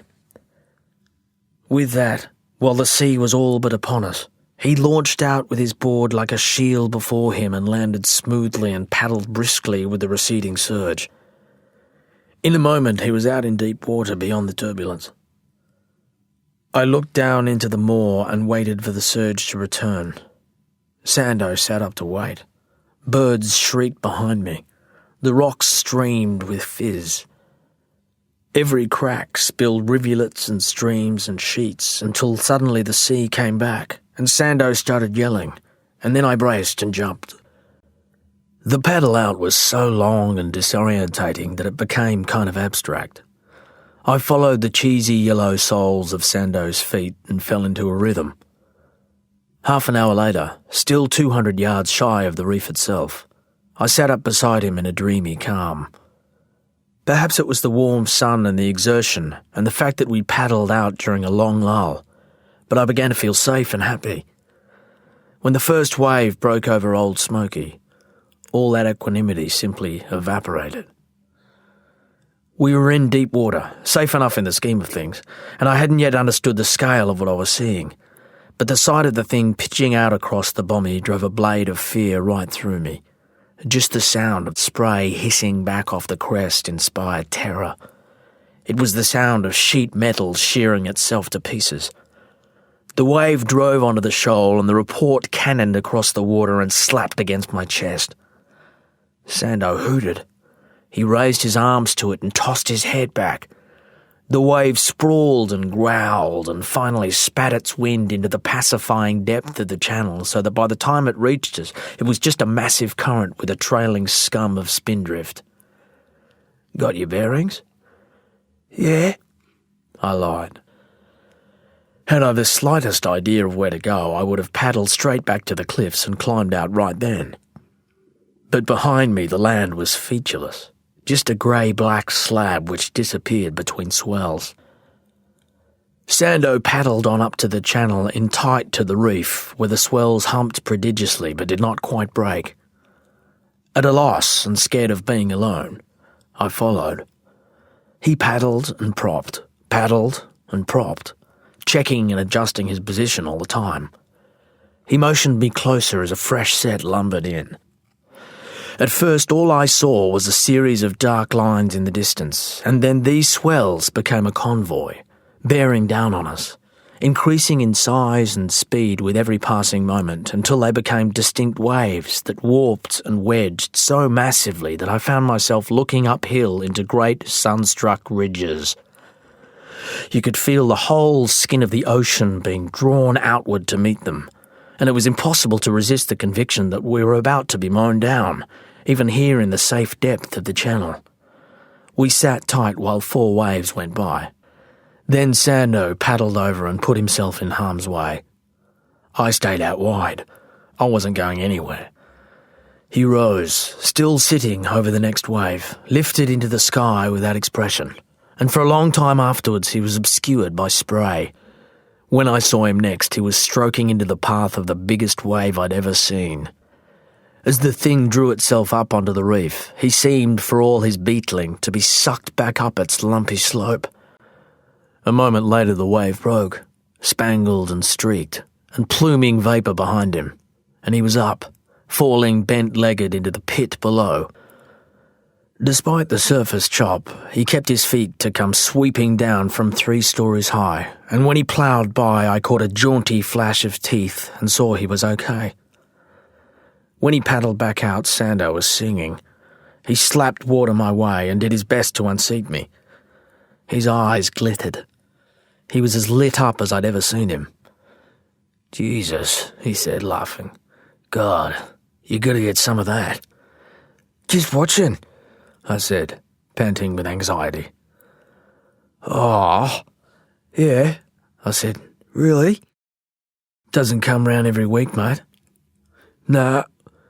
Never forgive yourself." "Maybe," I said, breathless. "I think you're ready, Parklet." I shook my head and bobbed dumbly out there in the purple deep ocean with a bitter taste in my mouth. Mountains of water rose from the south. They rumbled by, gnawing at themselves, spilling tons of foam, and the half-spent force of them tore at my dangling legs. There was just so much water moving out there, such an overload of noise and vibration. Everything was at a scale I couldn't credit. I began to hyperventilate. Only later could I appreciate how alert Sando was that morning. Though he sensed my panic, he did not touch me. Had he even got up close or tried to grab my board and reassure me, I'd have lashed out. I was wild with fear and we were a mile out to sea, the 2 of us. And now things had really gotten dangerous. But he knew what he was doing. "Tell you what," he said. "Let's take a break. We don't have to do this. We'll try something different." I didn't look at him. I couldn't shift my gaze from the horizon. We were in a lull now, but that was no comfort. I sensed him paddling east, but I kept looking south as though my neck was locked in position. He was gone. He was nowhere near the reef. And I was alone. On my own. The body understood before my mind caught up. I forced myself to snatch a glimpse. Sando was more than 50 yards off. He was right over in the safe, deep away from the reef, and he was waving and calling. There was nothing urgent in his tone. He sounded positively languid. I heard a calming authority in his voice, a familiarity that tugged at me. He looked so secure and comfortable sitting up with his hands on his thighs and his elbows out like mutton bird wings, and I felt doubly exposed out there by the break. I was caught. I stared back out to sea. I doubted I could move. Sando kept up some sort of banter across the distance, while the fear boiled up in me. I heard how nasty and ragged my breathing had become. I was lightheaded, and then, quite suddenly, I was too afraid to stay there. It was as if I'd pitched up against my own panic and bounced back. I swung the board his way, dropped flat and began to paddle. When I got there, I was gasping. "Let's dive," he said casually. "I'll beat you to the bottom." Without another word, he stood up on his brewer and speared into the water between us. I sat up in a funk, alone again. I couldn't bear it. He must have known I'd follow him. It was too deep out there to see the sandy bottom, especially without a mask, but I could dimly make out the soles of Sando's feet as he kicked down. I clawed after him, and after a few moments settled into a steep, calming glide. I was already oxygen-soaked from all the hyperventilation, and I didn't have the buoyancy of a wetsuit to contend with, so I caught up with him quickly enough. Within a few seconds, I overtook him. Blood drummed at my temples. My chest felt as if it would implode. Every bubble tore at me. I felt like a dying comet. When I finally ran out of speed and conviction, I levelled off, and when I looked up, I saw Sando's blurry outline at some distance. Down here, the sea was its usual quiet self, all sleepy, dim and familiar. Some kind of animal recognition jolted me back into myself. It was only the sea. The water. Didn't I know what to do underwater? Slowly, returning with the burning need to breathe, came the old confidence. I knew what I was doing. I had control. I saw Sando's hazy thumbs up and pumped back toward the surface. We rose together in our calls of fizz and light, and when we hit the air a few yards from our floating boards, a surge of heat went through me and I knew I was okay. That day I went back across to the Bombora and rode 2 waves. Together those rides wouldn't add up to more than half a minute of experience, of which I can only recall a fraction. Flickering moments, odd details, like the staccato chat of water against the board. A momentary illusion of being at the same level as the distant cliffs.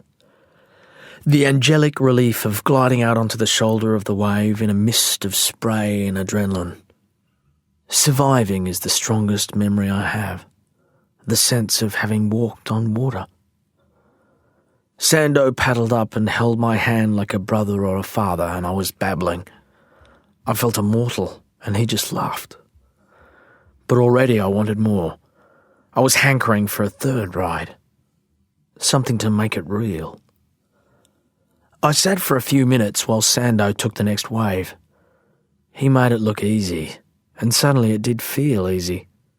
I couldn't even wait for him to paddle back over. I paddled up to the impact zone and in a moment of overblown confidence put myself in the path of something the size of the Angelus Town Hall.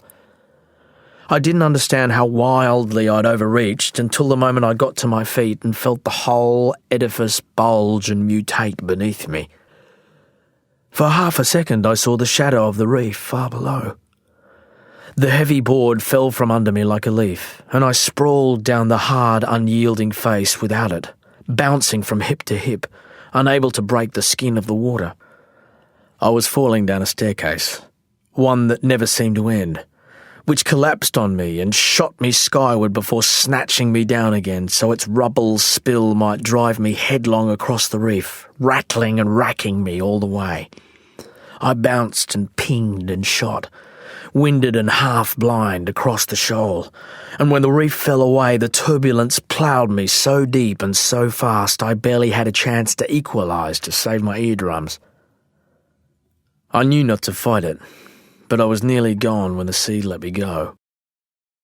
I came up choking, sobbing, kicking at the surface as though I could climb into purer oxygen.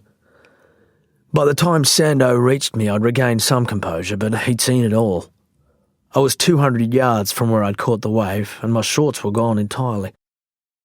"Well," he said with a grin, "that one rang your bell."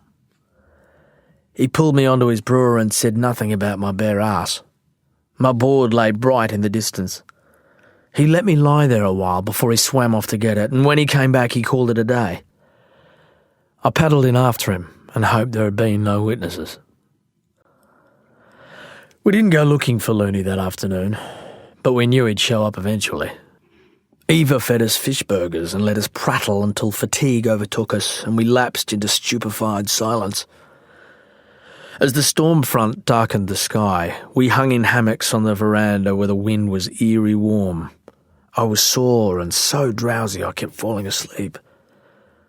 The sound of magpies and wattlebirds was a conversation going over my head, a kind of chatter I felt I'd understand if only I kept swimming up from sleep towards wakefulness.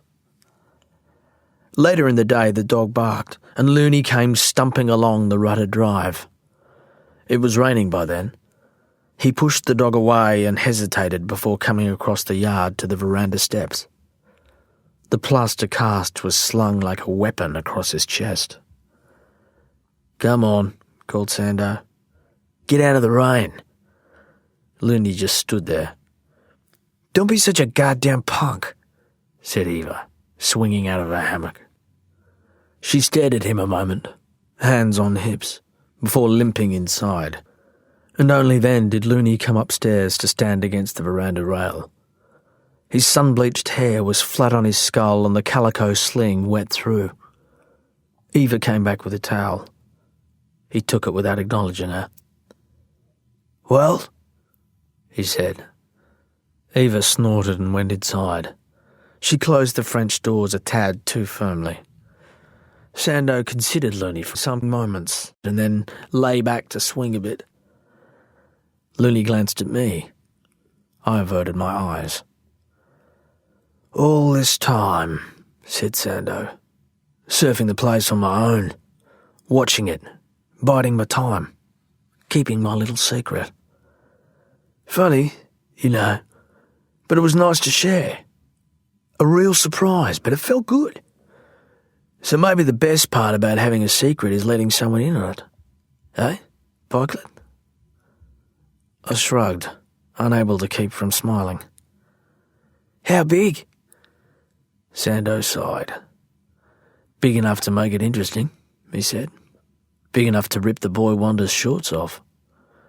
20 foot? I said. 15 maybe. He wrote at 15, Parklet. 18 tops. "Well, he got waves," said Looney dully. "Yeah, he made two. He did good." Looney stood there and took it in. "I shat myself," I said. "I took the worst flogging. I freaked." "But he did the deed," said Sando. "Made himself a little bit of history." It took me a moment to absorb what he'd said. For if Sando was the first to have written Old Smoky, then I was surely the youngest. I could see Looney thinking it through right there in front of me. He flapped the soggy hems of his jeans. The gesture was nonchalant, but I knew him better than that. "Your time will come," said Sando. Looney shrugged as if it was no big deal to him. But he was already making plans. I was sure of it. He'd seen what he had to do. He couldn't be the first or the youngest, so he'd have to go the hardest. He'd push it all the way. There were only 2 more go-outs at Old Smoky that autumn, days when Looney watched bitterly from the cliff. But by midwinter he finally got his chance. He came with us on a grey, windless morning during a huge southeasterly swell when a skein of mist lay across the cliffs.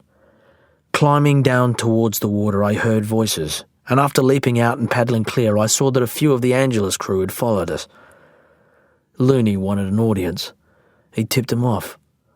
And although Sando said nothing as we stroked seaward, his anger was palpable. Looney had really set himself a task.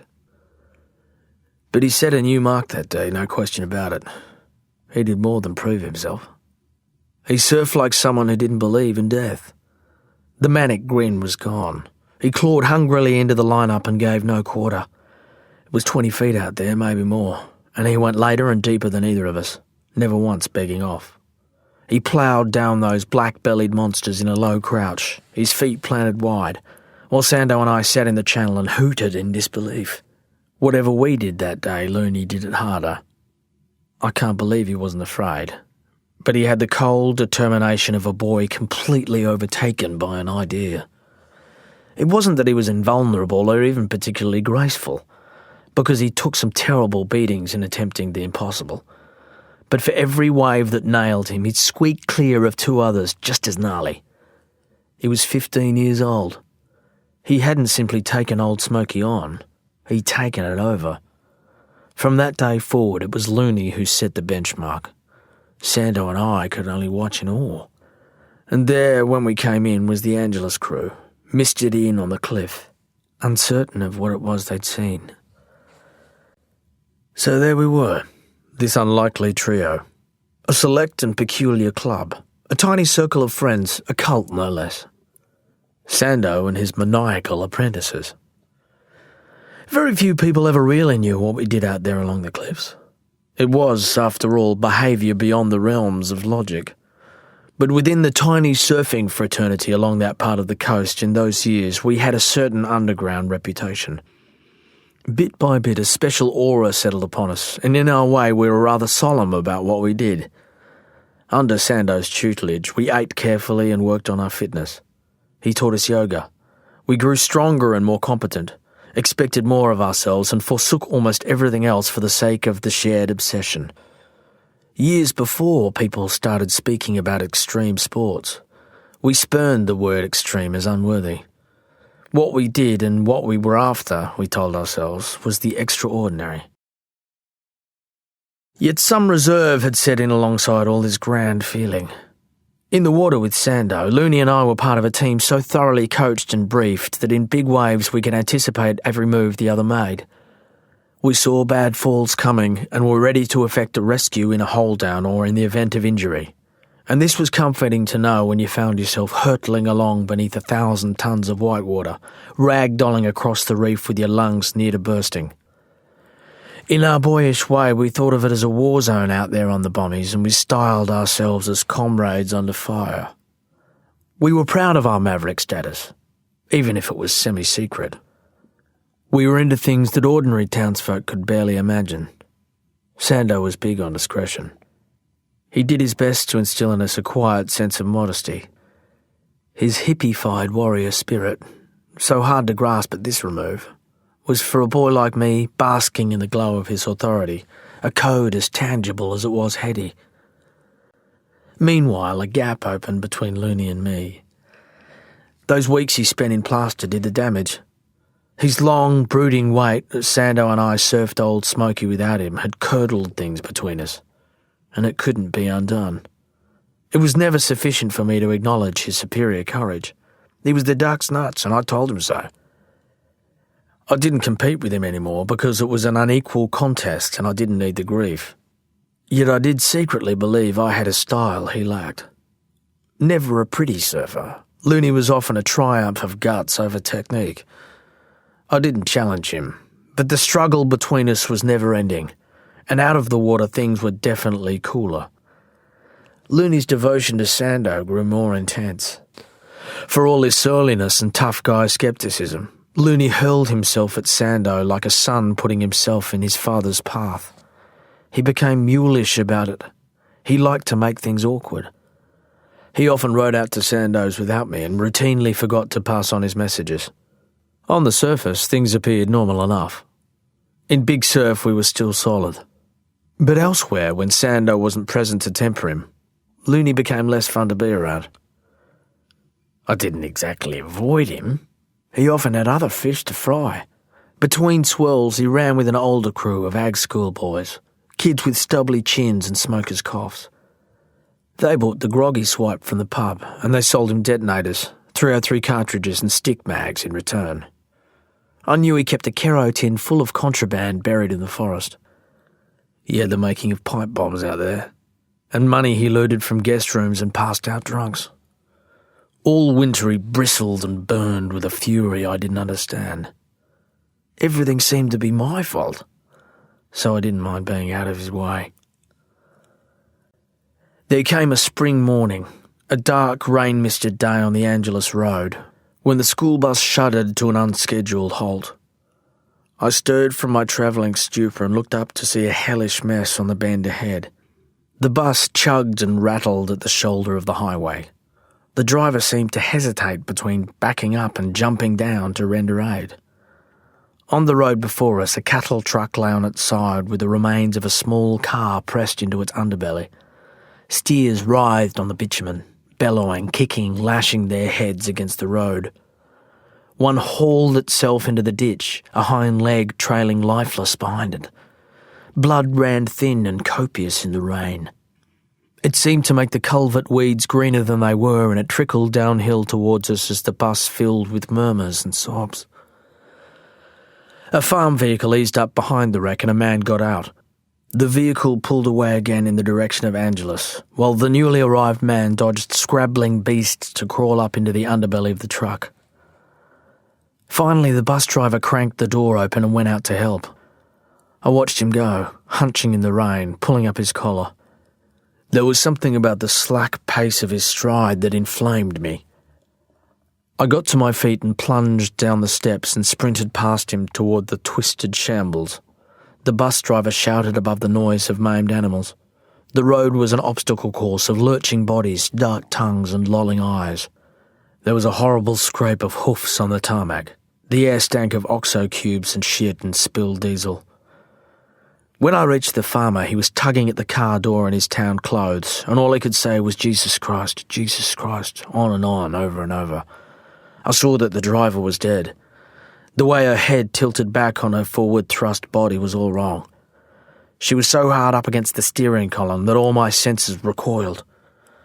Beside her, the man in the passenger seat licked his lips in slow motion. His eyes were tarred shut by blood oozing from a gouge in his forehead. Then the bus driver came up behind us, saying, The truckie stuck. I climbed the frame of the trailer chassis and groped along the wet, slippery bars of the cattle cage towards the cab. I didn't trust the sagging front wheel for a perch, so I bellied out on the door and peered into the window beneath me like a diver looking into a reef hole.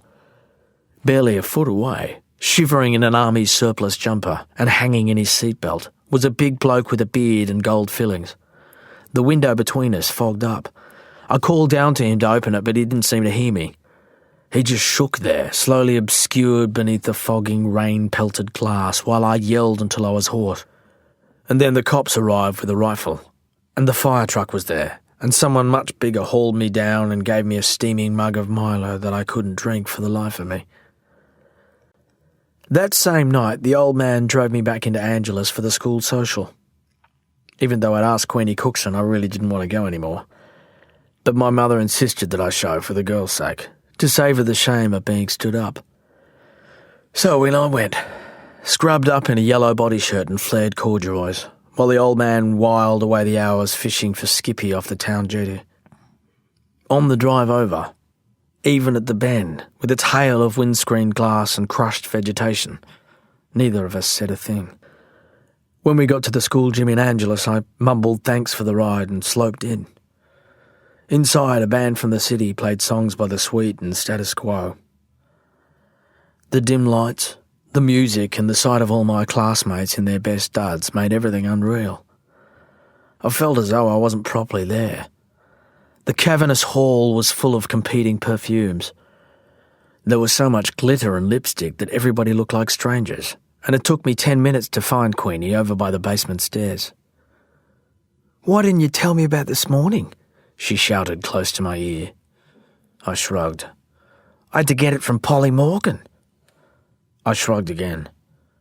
"Is it true they both died?" "That's what they're saying on the radio."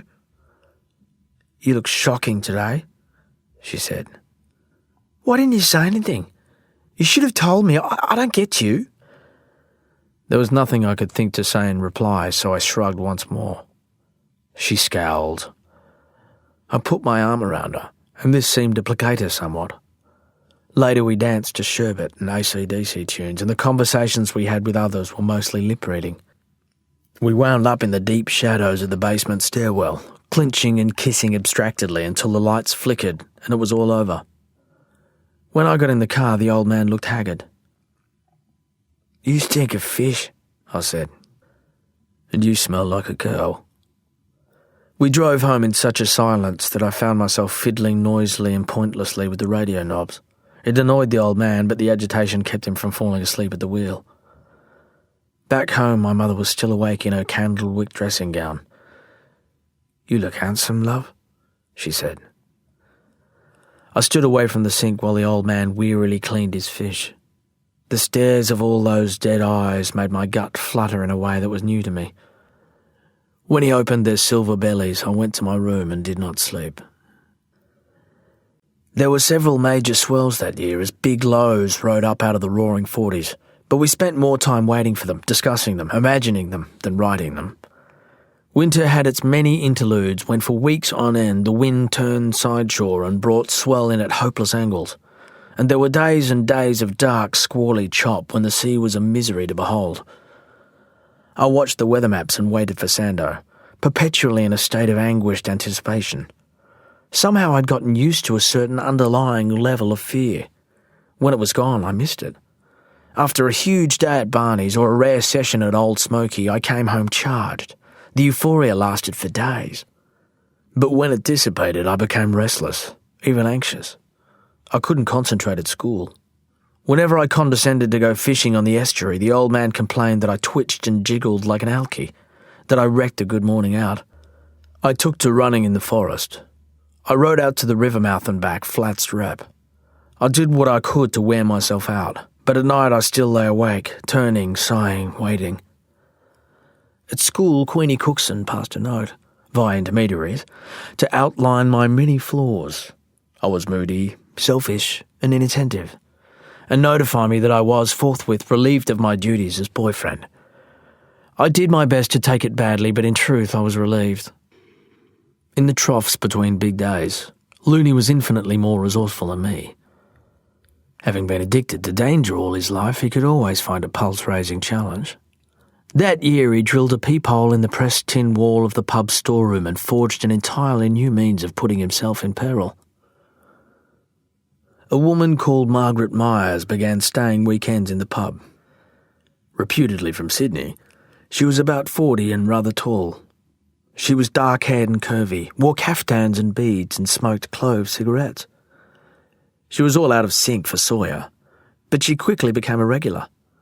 Looney thought she was the most sociable woman he'd ever met, though this was before he realised that she was making a living upstairs in room 6. During the hectic hours of the Sunday session, when it seemed that all hell was breaking loose down in the bar, he took to watching through his spy hole as she entertained her guests. He said he'd witnessed things that made his eyes sore, stuff he could barely credit. I took in every lurid detail, but I didn't really believe him. In this instance, the facts didn't matter to me at all.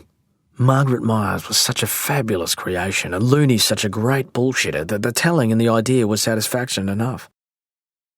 But Looney, in his uncanny way, seemed to sense my unbelief.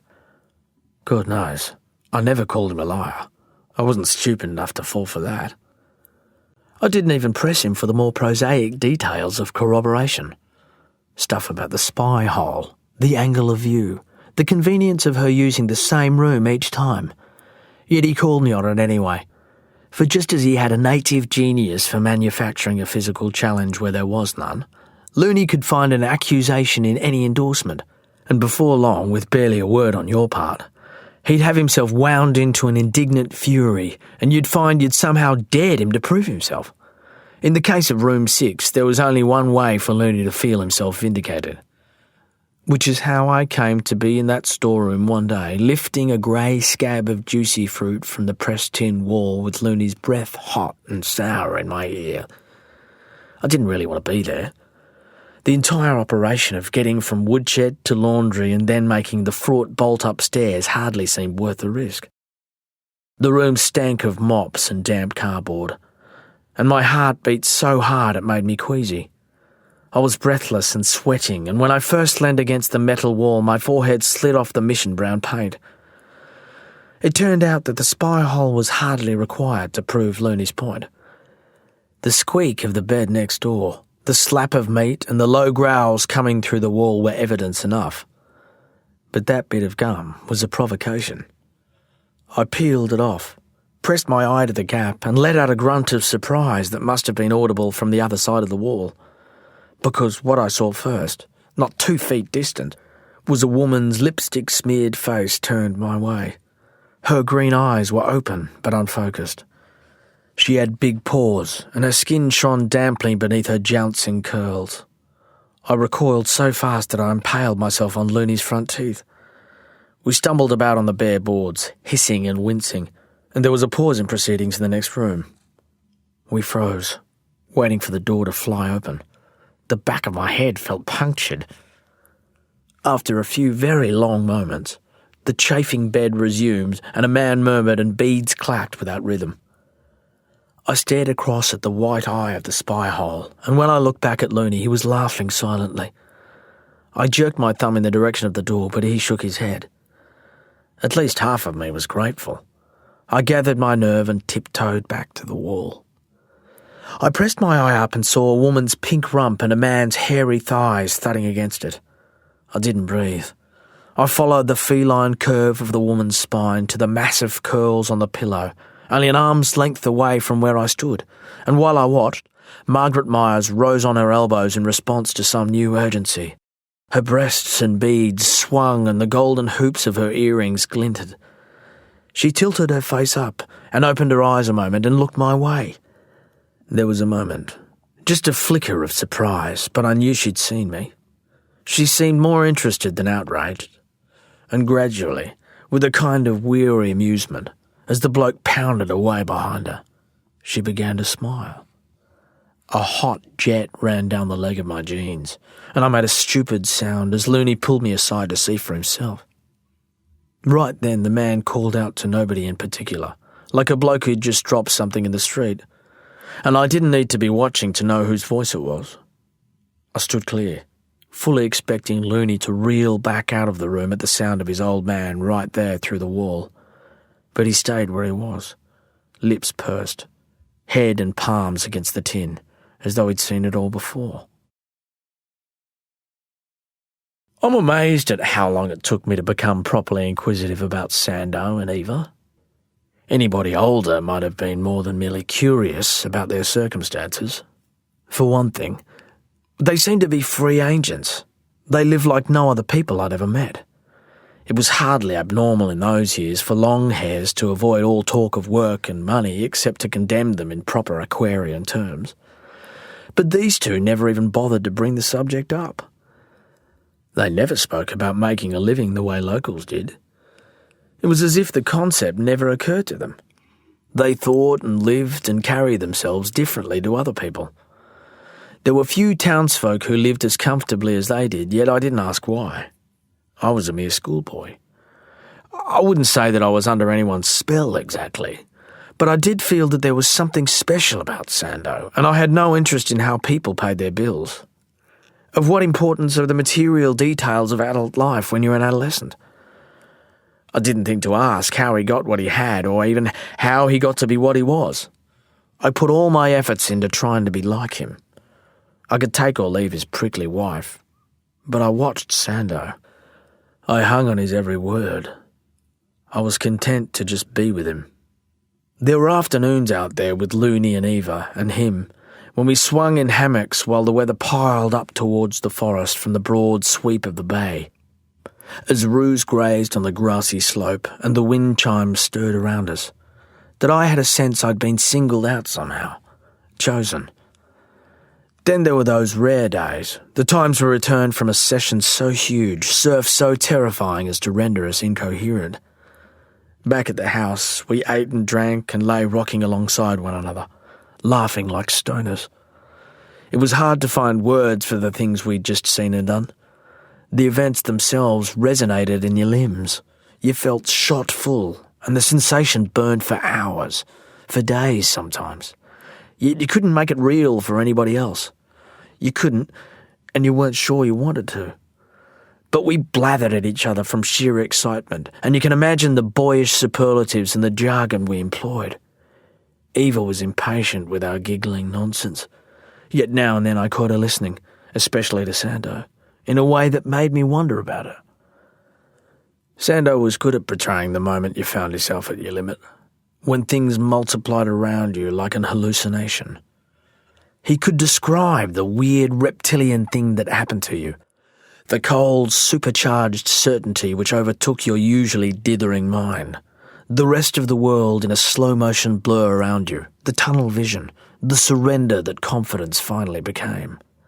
And when he talked about the final rush, the sense of release you felt at the end, skittering out to safety in the beautiful deep channel, Eva sometimes sank back with her eyes closed and her teeth bared, as though she understood only too well.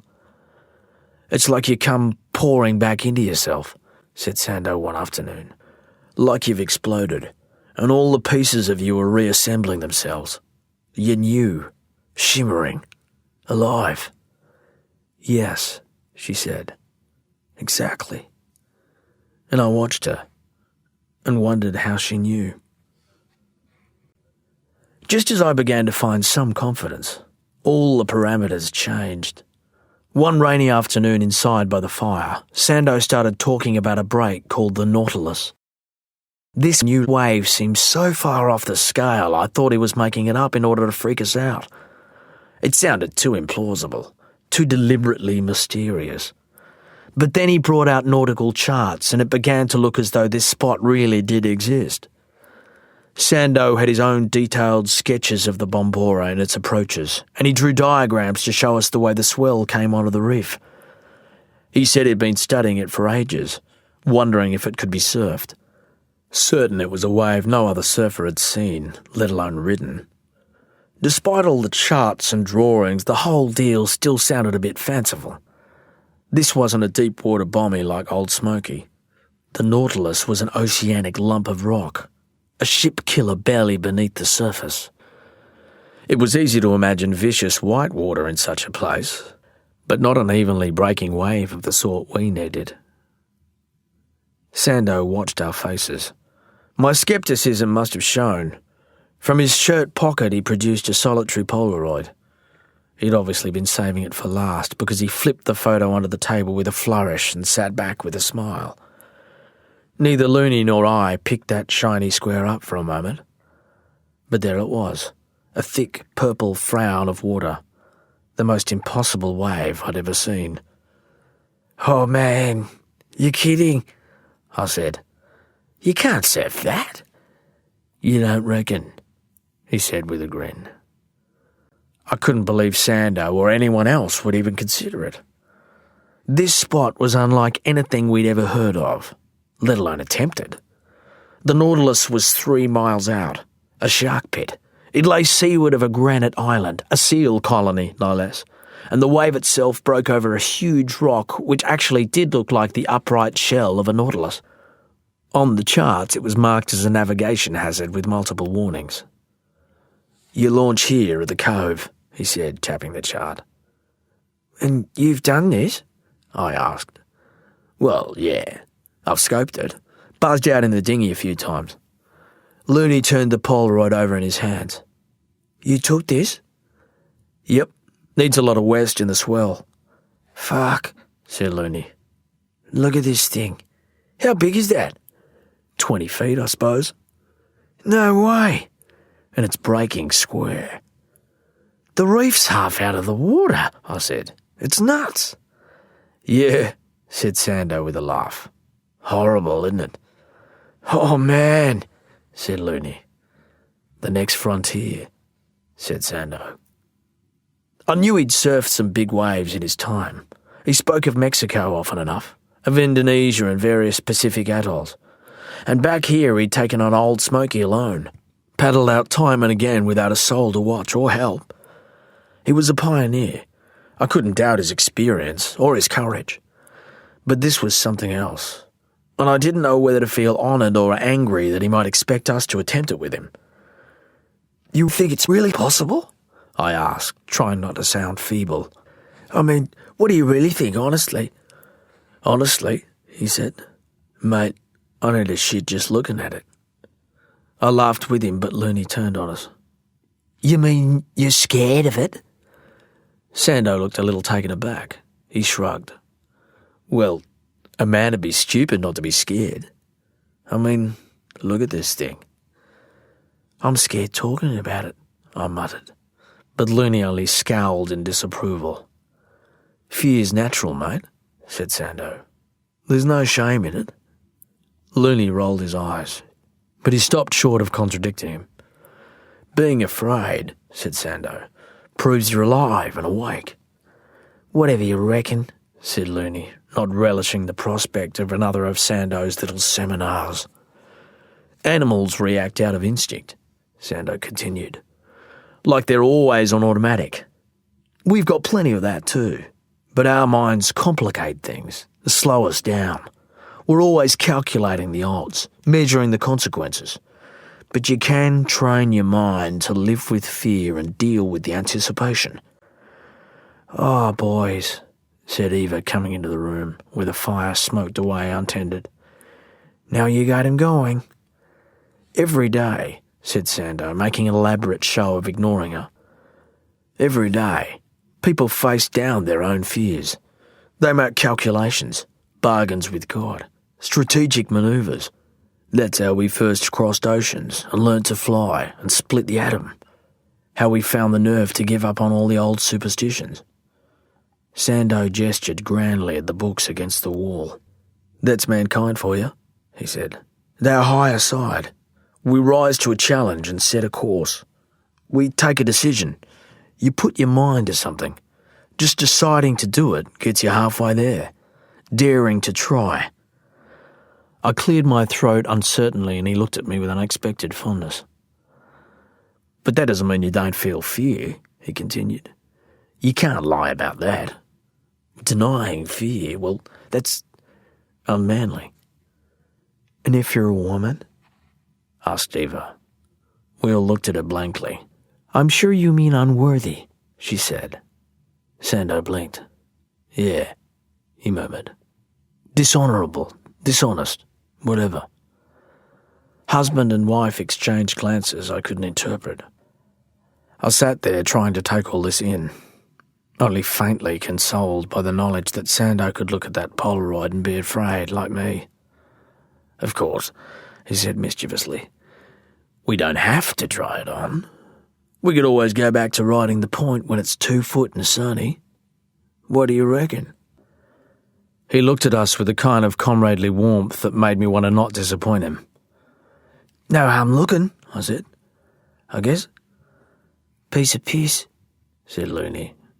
We laughed and poked the fire and threw cushions, but underneath all the smiles and cheers I had a sick feeling. This winter I'd seen and done stuff I never could have imagined previously.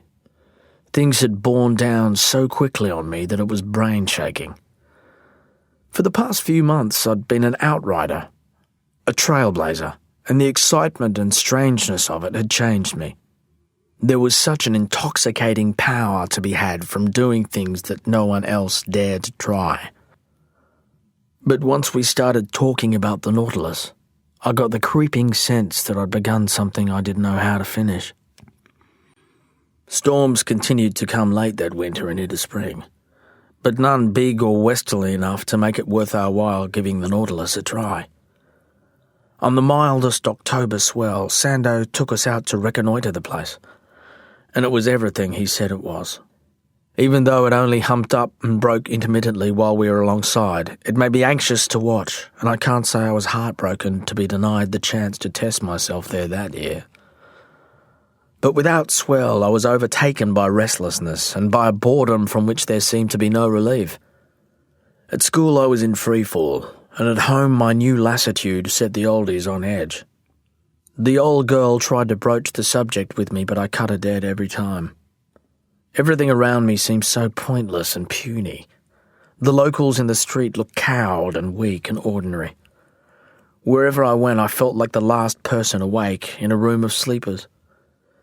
Little wonder my parents seemed so relieved when it came time for school camp. Angelus High sent its students to stay at the old quarantine station in the bush at the harbour entrance. You could make it out a mile across the water from town, but it seemed more remote than it was. I went without enthusiasm.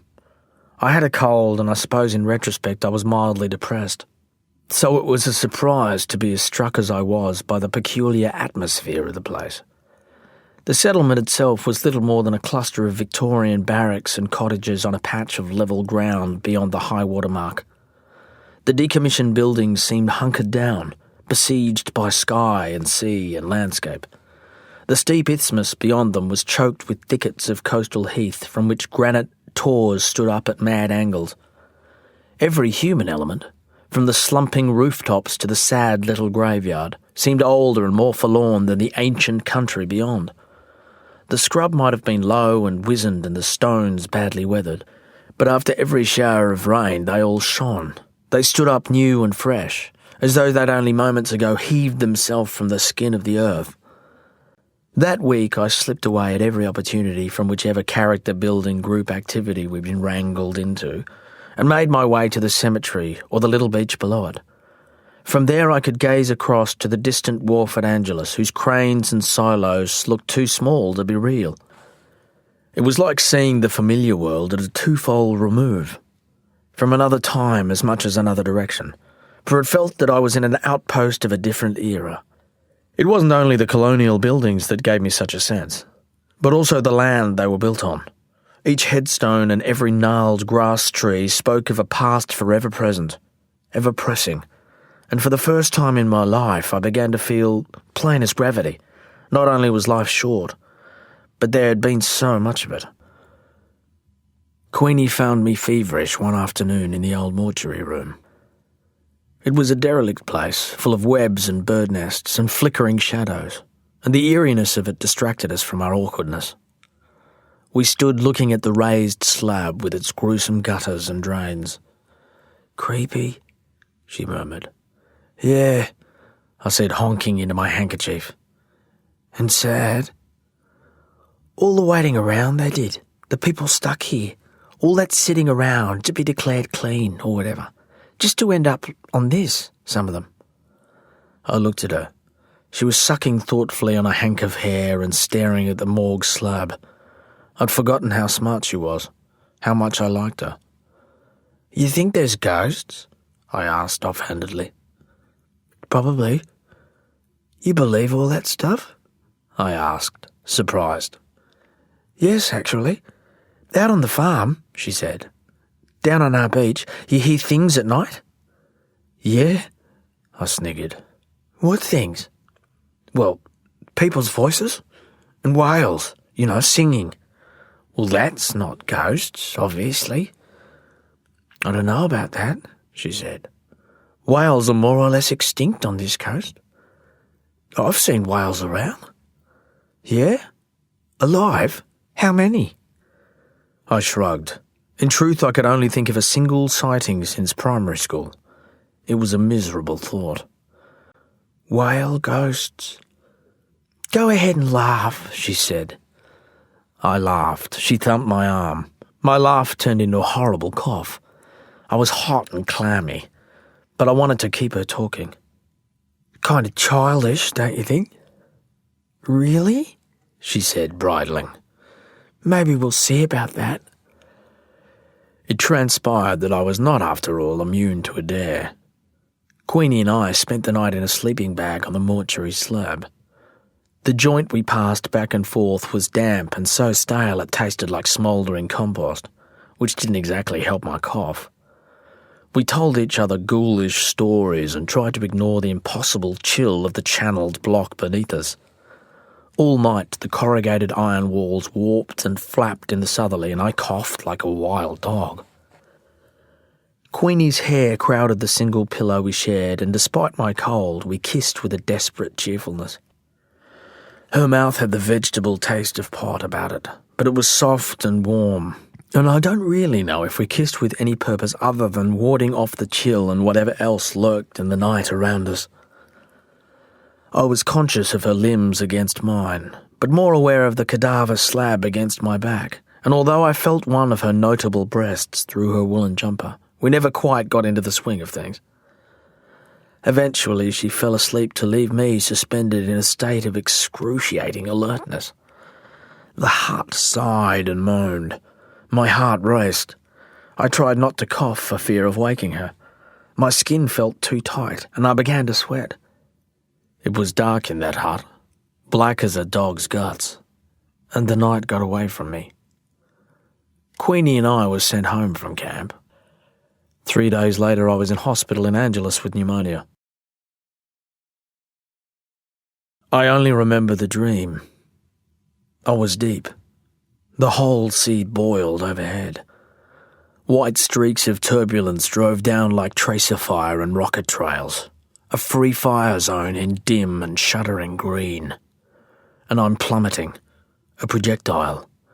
When it comes rushing at me, black as death, the reef is shot full of holes and I slam into one, headlong. Next I see myself, from outside my flailing, panicked body, head first, wedged in the rock, while my lungs turn to sponge and the ocean inside me flickers with cruel light. Drowning.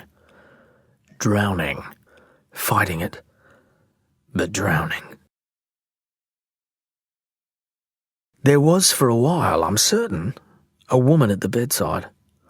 I thought it was Eva Sanderson, but it was more likely a nurse or my mother or Queenie Cookson. Whoever it was, she held my hand and spoke for a long time. But her words made no more sense than birdsong, and then she was gone. I woke up and my parents were in the room, anxious and exhausted, still bearing on their faces the unmistakable look of disappointment that I was to see again a few weeks later when my school report came home. Looney quit school. He was jack of it. He just wanted to go surfing.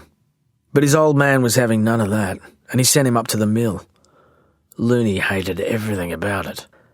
My old man said he wouldn't last a fortnight. Said Looney wouldn't work in an iron lung. Said the kid was lazy, and plain dangerous as a result. Those summer holidays I went out to Sandoz nearly every day. Eva had gone to the States for a few weeks, and with Looney in the workforce I had Sandoz to myself. I did more than seize the opportunity. I drank it up. On flat, calm days we dived, and if there was the slightest swell we fooled about at the point with boards he dug out from the far recesses of the undercroft. Logs from the 60s, pig boards and weird tear-shaped things with psychedelic spray jobs. There were days when we just hung out, when he'd sit cross-legged on the veranda carving a piece of cypress and I'd watch in silence. That summer he taught me how to play the didgeridoo, to sustain the circular breathing necessary to keep up the low, growling drone you could send down the valley from his front steps. The noise of it made the dog go bush.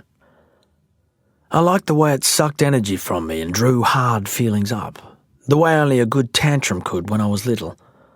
I blew till I saw stars, till a puddle of drool appeared on the step below, or until Sando took the thing off me. Sometimes you didn't bother to engage Sando in conversation. When he got into a mood, I left him to his own thoughts and consoled myself down in the roo paddock alone with the didge. For me, Eva's absence was a boon, but I could see how agitated it often made him. Still, most afternoons he was mellow, even expansive. When he gave you his full attention, you could feel yourself quicken, like a tree finding water. It was different having Sando to myself. With only the two of us around, the talk got away from swells and surf spots. Sometimes he launched into raves about the Spartans or Gauguin. He told me about Herman Melville in Tahiti and the death of James Cook. When I told him I'd read Jack London and tried Hemingway, he lit up. From his shelves he took down Men and Sharks by Hans Haas, an old hardcover edition with black and white photos. "Take it," he said. "It's a present." He told me about the dolphin meat that Javanese fishermen had given him, how he ate it to avoid insult. He said he would eat human flesh if necessary, but hoped he'd never need to. And this was all he could think of while he ate the dolphin. We talked about the oil crisis, the prospect of nuclear annihilation. He spoke of the survivalists he'd met in Oregon, and, speaking of survival, I told him of Looney's conviction that during a wipeout he could sieve oxygen from sea foam, suck it through his teeth to stay alive. We laughed at the loopiness of this, at Looney's lovable denseness. I basked in Sando's attention and treasured these brief moments of esteem. Sometimes he hugged me as I left, but more often he sent me on my way with a good-natured whack on the head. We were in the kitchen one day as Sando ground the spices for his special fish curry, when I saw a photo that I'd never noticed before. It hung in a she-oak frame on the dado beside the stove, and its glass was speckled with oil stains. The image was a figure in a red snowsuit, a skier more or less upside down against the whiteness of a mountain. In the background were pointed trees like something from a TV Christmas. "Hey," I said, What's this? Sando paused a moment with a mortar and pestle. The smells of coriander and cumin and turmeric were not the sort of thing that ever came from my mother's kitchen. My eyes were already itching from the vapour of crushed chilies. That, Parklet, is my wife. You're shitting me. I peered closer. Between goggles and hood there was a tuft of blonde hair. Her whole body was inverted, with her skis in the sky and her face tilted toward the ground somewhere below. I shit you not. Far out. Yeah, I guess that about covers it. Pretty heavy duty, eh? How'd she do it? Off a jump. Big downhill run and up the ramp. Full 360. And lands on her feet? Well, that's the plan. She's done it more than once then? Mate, she's pretty well known. It's freestyle. It's a whole other scene. They're the bad boys and girls of skiing. That's Utah in 71. She's there now. Skiing? Jesus, no. Not with that knee. No, they're trying another operation. Ah, I murmured, beginning to see. She's been out 3 years now. More. I thought about the pills, the limp, those bleak moods. She's had other operations? Sando nodded grimly. Maybe this time it'll work. Yeah, but it's a long shot. There's no snow here, I murmured. How can she stand it? Sando rammed the pestle against the grist of spices. I rested my chin on the bench top and I could feel the force of his arms pulsing in the wood. I think she prefers it here. I mean, if you couldn't surf anymore, would you want to live by the sea? The ocean's beautiful. That'd be enough for me. Bullshit. No, really, I said. It'd be enough just to see it. Believe me, you're talking shit. I stood up, stung by his casual certainty. It seems odd to have remembered it, but in later life I had cause to recall the moment. I was in my 30s before I learnt that I too would prefer not to see what I could no longer have. Don't sulk, he said. I'm not, I muttered. She's got guts, that girl. Yes? I agreed, seeing that I'd underestimated her. Eva's photo was on the wall, but none of him could be shown. I didn't get it. They had so much in common.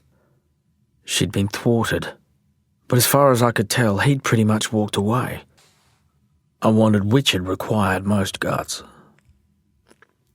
You're not from here, I said. Nah, Melbourne originally, he said, ignoring my peevish tone. So why here? Forest, empty beaches, waves nobody's ridden. Came here in the 60s for a while. Had a hut up there in the trees. I was after something pure, I guess. Pure, I said. Yeah, I know. Is anything really that pure? I shrugged, and there was a kind of détente between us again while he ground the spices and heated the skillet and fried them slowly until the house filled with smells enough to nearly lift the place off its poles. Looney was sacked from the mill before he could quit. In the new year, his old man told him to get work in Angeles at the cannery or the meatworks. But it was a 30-mile drive each way, and without a driver's licence, there was only the school bus to get him there. So he wound up washing glasses and sweeping up at the pub. He bought an old trail bike and started riding unlicensed out to Sando's along the back tracks. Whenever he blasted up the drive in a gust of dirt and two-stroke fumes, he changed the atmosphere. He came more and more often those holidays, and before long my interlude with Sando was over. Sando never said a thing about the trip to Indonesia. He certainly didn't tell me that he planned to take Looney with him. I didn't know Looney even had a passport or how he'd conned his old man into letting him go. Maybe he had something on him. It was the only way I could see him getting his way. I didn't know a thing. They were just quite suddenly gone. The dog was left with only a pink dune of dried food and a water bowl replenished by the tap dripping at the water tank. But Sando must have known I'd keep coming out there to check on it. I sat with the dog several days in bitter silence. One afternoon I went out to find that Eva was back. She was on crutches and as pissed off as I'd ever seen her. I asked her what was going on and she called me 50 kinds of fucking bastard and told me to piss off and never come back. It took me a week to work up the nerve to go out and claim my board from beneath the Sandersons' house. I'd hoped that Eva might be away again. But when I pushed my bike up into the clearing, she was out on the veranda with the dog, which barked and came skittering down to see me. She climbed awkwardly to her feet. She wore cut-off Levi's. Even from down there, I could see the colour of her knee. "I just came from me twin fin," I said, still clutching the bike. "There's coffee," she said. "Nah, I'll just get me board." "Pikelet, you don't have to take the goddamn board." "But I'm gonna." "Oh, whatever," she said, bracing herself against the veranda rail. "Look, I'm sorry I chewed you out. It was a shitty thing to do." I stood there. "Come on, have coffee. Peace." I hesitated. The breeze had swung onshore anyway, and I didn't really feel like turning around right now to pedal straight back into town. So I relented and went up. The house was in disarray, with empty plates and mugs and bottles everywhere. The sink looked like a salvage yard, and everything stank of garbage and pot. Eva's limp was so painful to see that I went ahead and got the coffee myself. I came back out onto the veranda to sit at a safe distance. "The other day," she said, "I was pretty bummed out. I apologize." I shrugged, cross-legged on the boards. I sipped the coffee without pleasure. I was still a tea man. It was quiet for a while, and when I looked over, she was staring out across the rue paddock. There were dark smudges around her eyes. Her hair was greasy. The suture line on her knee was vivid. "How did the operation go?" I asked. "No dice. I guess it was worth a shot. I saw that photo of you. It's radical." "Well," she said too brightly, "that's one for the archives now, isn't it?" I didn't know how to respond. The only thing she could say was stupid. "Well, here we are, Pikelet. We're both abandoned." "He didn't tell you anything?" "He left a note." "But he knew when you'd be back." She nodded. "Way to go, Sando. So, what'll you do?" "Oh," she said, "I'll sit here and be pissed at him. What else am I going to do? In a few weeks he'll be back, all smiles, full of stories. Normally I wouldn't care so much, you know? But I could have done with some help. And you? Me?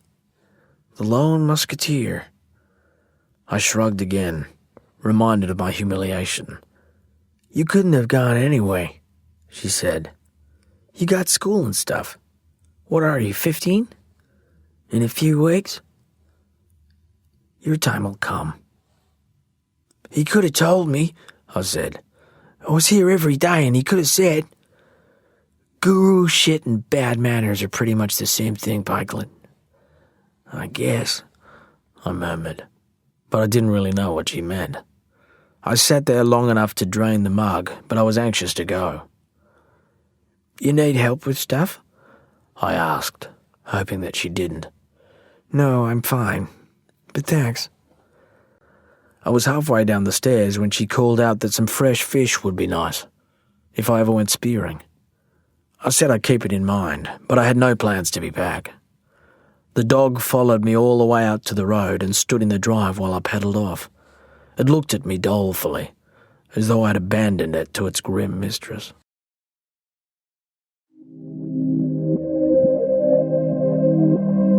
This is the end of CD3.